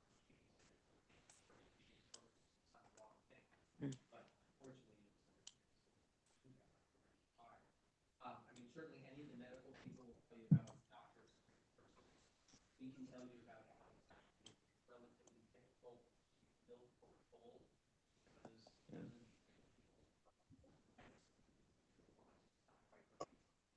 It's very hard to hear on Zoom. Yeah, Scott, why Yeah, don't you just come on come up to the mic. speaker, please? Sorry about that. You gotta hit the The button button, yeah. till it's green. I gotta push it hard. Yeah, it'll be green when it's, there you go. Sorry, Scott Hobbs, and I was just talking with Peggy Danneman, and we were saying that, like, all of the medical people are talking about, it's very difficult, the hospitals and the doctors and Waveney and everyone else to get nurses and doctors who can live in the area. It's the problem between that state and area median income, where our 830G, again, it was, as Francis mentioned, it doesn't affect a lot of other communities. It's the state median income is above what their income is, whereas here it's so far below, it's painful. So I mean, like I know, like Russ from Waveney could talk about the medical side. I'm sure that Carol Bauer or someone else from Norwalk Hospital. But there's a whole series of just we're not filling the need. I mean, the town probably could talk about town employees who can't get housing here because they make too much money to qualify for affordable, but not enough in order um, to actually live here on a market basis. Um, and the other issue, which again, I don't have any information on it, but at Millport, we consistently struggle to fill our single bedroom apartments. And we get there, but there's always one or two that we're still trying to turn over, and I don't think we've ever been full in the entire place, entire time that we've had it there, because it's just, we're not meeting the need of the people who want it and need So it. just got to that point, because you've said that before, just very simplistic question. So for the next project, do we focus more on 2 and 3, or do you have to have one? The hassle under in this case, probably again too, it's, when everyone asks like, what does a unit cost? And it's like, well, I don't really know. And part of that issue is that, of course, obviously a 2-bedroom unit costs more than a 1-bedroom. How much more? I don't know. We still got a roof, we got the parking spaces, and a 3 costs more than a 2. And then the other worry, talking about the overall costs, 1-bedroom is very little drain on infrastructure. 2 and 3-bedroom, you start really going up as to what the drain on the infrastructure is. And so those are and that gets into, do you offer tax abatements, or do the tax abatements not part of it? And so it gets into those very complicated questions. What happens when the units are in fact vacant? I mean, if you had a number of units and they're vacant, they just stay vacant? We continually rent them out, and but in an ideal world, we would have a waiting list. I understand That's a that, real but waiting If list. you had, 700 units or 800 units we were working on, would we be able to keep them full? I guess that was the question. I thought demand meant. I think under demand, we would just barely, and again, we were kind of proving with our current management, and Mike and Peggy, correct me if I'm wrong, that we can just keep it full. Again, 2 and 3 bedrooms are always full. The 1-bedrooms, it's always a struggle. But again, part of that is just also the total miring and quicksand of the process of approving people, and the waiting lists that we do have. Having to clear those takes forever, and it's just very painful. But part of the reason clearing is painful is because the people don't really understand what it takes to live there in order to successfully live there and yet qualify to live there, which is a tough one.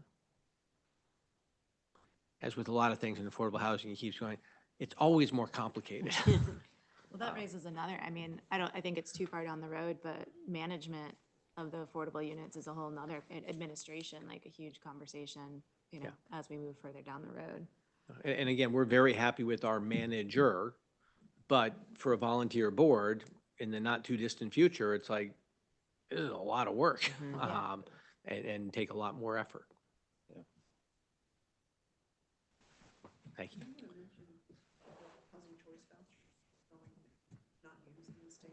Well, yeah, I mean, you have a whole bunch of the housing choice you have a whole bunch of vouchers that go unused because larger housing authorities, and Maria, correct me if I'm wrong, but larger housing authorities control them. And then as Francis mentioned, they're supposed to be able to float across borders, but then they don't. And so they go unused. And the vouchers are actually very valuable to a housing authority because we're able to actually then charge a higher rent, which really helps us to keep the project afloat. So trying to get those vouchers, but even those vouchers don't necessarily, they don't help our teachers, they don't help our cops, they don't help our nurses, they don't help any of those folks. Yeah. So what would be really great is if they did again create some sort of a much higher level housing subsidy voucher, which would cost a lot less and would actually help people in various areas. But we won't solve that one. Okay, everybody, thank you, Scott. Everybody feel free to advance ideas to Jane, please. Okay, Maria, legislative update. Well, I'll just go in my little soapbox related to this. So there was a article written by Jackie Robb Thomas back in 2022 that talked about the housing vouchers and how 50% of them are going unused in our state. So, there's a lot of reasons they're saying that it has to do with the amount of money that they're allowed to cover and the fact that we've had a real escalation in rental costs and things like that. And a lot of the testimony that I've provided has been, the frustration that Fairfield County is a much different market. We have a bifurcated market in Fairfield County versus the rest of the state. So when our incomes, when our, where people work is such a, go to New York, and so it causes our property values to be so much higher, our rental rates are so much higher. And that's not being recognized. Same thing with that AMI versus SMI. It's a real problem, and I know that there have been some bills that they've been up in Hartford talking a little bit more about this and kind of coming to that conclusion a little bit, but one of the arguments I've always made is why aren't we getting more vouchers here? If there's really such a challenge, especially here where prices are so much higher, that's got to be something that should be considered. And it's outrageous when you consider that Hartford, I'm looking at their total vouchers, 8,991. New Haven has 7,632, and New Canaan has 33. So it's such a inequitable way of thinking about it, and it's not for lack of requesting them. I know you guys have requested them. It's not, same thing with any of the financing. If you look at the way financing works, most of the state grants go to the same handful of cities that have already their 10%. And then they're pointing the finger and saying, shame on you, you don't have your 10%. Well, if you're not giving us the vouchers, you're not giving us the grants, you're not giving us the 9% low-income housing tax credits that would cover 70% of a deal. It's an understandable why we don't have a 10% when some of these other towns do. So that's just, I'll get off that soapbox now, but that's, there's a white paper that CT 169 Strong that's started looking at this for the last 4 years. We've been working on this as volunteers. And we looked at that 830G 4 columns and we explained what they all do. So I highly recommend you all read the white paper to understand why I think so many towns are very challenged to ever get to a 10%, because it's just, it's not reality. And has that been circulated? I have not circulated anything, so I think I've sent it to you, but Yeah, I know, that's what I was afraid of. Do you mind to circulate it to everybody? Yeah, I'm happy to Thank you. circulate. Appreciate I wasn't sure protocol, so I sent it to you. No, the key thing, feel free to circulate it, nobody reply. Okay. Right. I'm just So, trying to get things out the door. where we are in the legislative session now to be the actual agenda topic, and so I'll cover a couple of things here. So there are some bills of concern.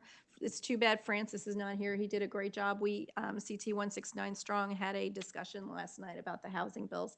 I'll forward that around as well, and we talked about some of the issues that are being batted around. A lot of it is about as-of-right development in areas of sewer and water.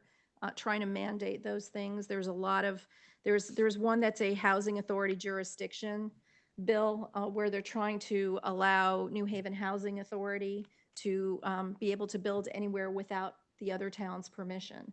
And in fact, New Haven Housing Authority has testified years in a row now wanting to do this because, again, they have numerous housing vouchers, and Pro Tem Looney had said, we have all these vouchers and we want to go use them in other towns. Again, I'll say, why are you not giving them to us to do what we want to do? And, we don't need absentee landlords. We do a good job. We have people who are really happy with, Canaan Parish and everything. So I think if we had opportunities for financing, we could really do great things. And, I've been telling them that in Hartford. There's also a bill that would, so they're looking at vouchers, they're looking at increasing vouchers, they're looking at low-income housing tax credits. Francis alluded to this, that they would now do it based on a fair share, which is a bill that they're not talking about this year because it's an election cycle. And so next year, fair share will be back with a vengeance, no doubt. And so fair share would roughly make most towns in Fairfield County 20% that we would have to create affordable. And what they're trying to say is that if you want a low-income housing tax credit, it's going to be based on whatever your allocations of your fair share is. So it would really spread out the funding everywhere, even in places where there really isn't demand, which was the original issue with fair share to begin with, and why it's really not a good functional system that has only been ever adopted in New Jersey and nowhere else in the country. So I think that should be a reason not to do it. So then there's there is a bill, a good bill about tax incentives and for, to rehabilitate affordable, to keep it, continue being deed restricted, which is a great bill. And then there's just Is some, that, is that likely to, what's the chances of that passing? I have no idea. Okay. You don't have like odds next to. No odds. All, not like all the I, Super I'm just, Bowl. no. So far, there's maybe 6 bills that we're more concerned, I'm more concerned about. And then there's a number of bills, there's 4 bills on, coming up this Wednesday. One of them takes away inland wetlands rights. It takes away rights of anybody who isn't a direct abutter. It says that nursing homes can be converted as of right to residential. So that's not a great bill. There's another bill that would take away historical design standards in your historic districts. 830G already overrides that. So it's just developers who now want to spend less on affordable and develop less affordable and then override and be able to bulldoze our historic buildings. So it's a wonderful bill. And then Maria, there's I'm another sorry, one. can I interrupt real quick? Just, Yeah. can you just tell us, can you tell everybody where these bills that you're referring to are? Like, are they in subcommittee? Are they in committee?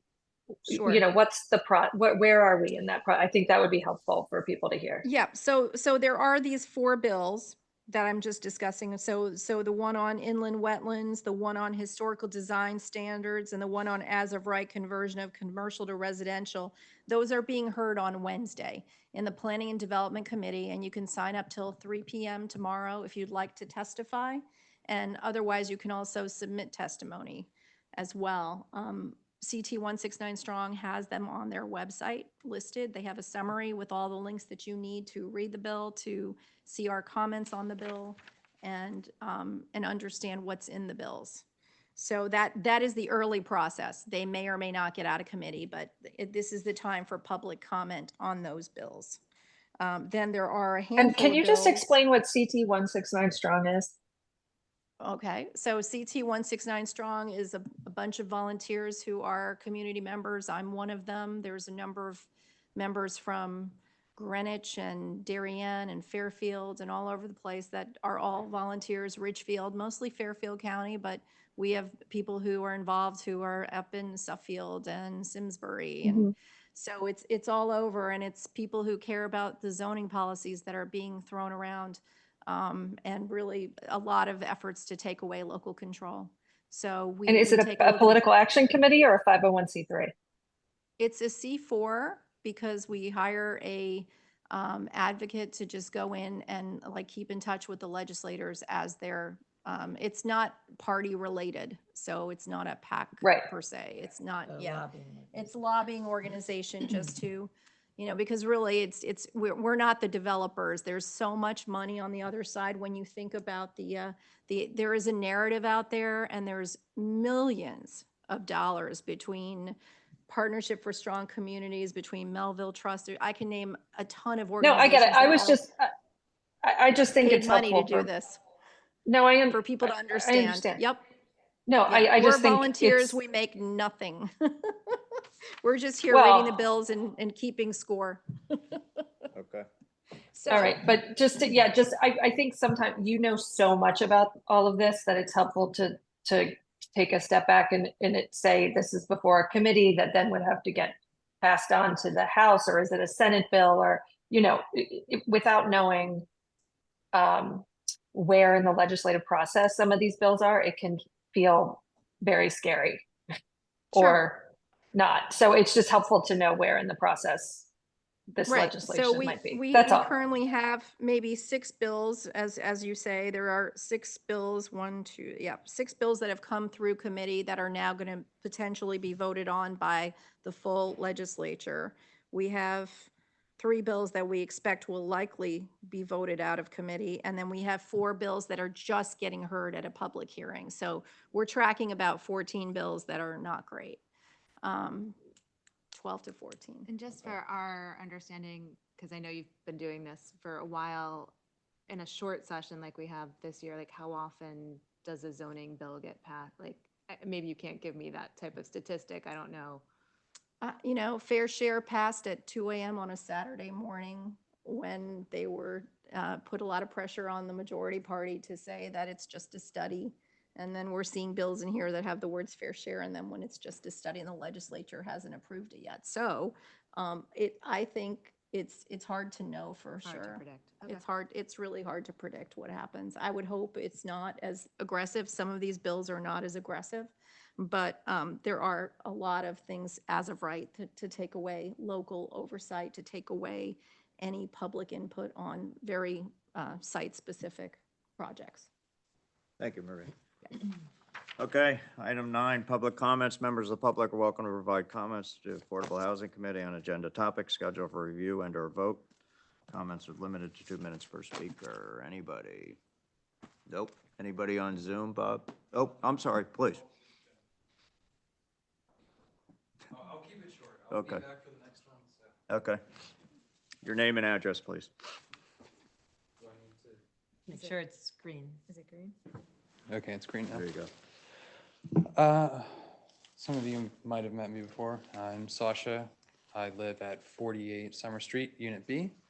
I make about $113,000 a year. That's down about 50% from when I was designing cars at Tesla. So I have my dream job now, but I make a little bit less, and that's how I ended up in New Canaan.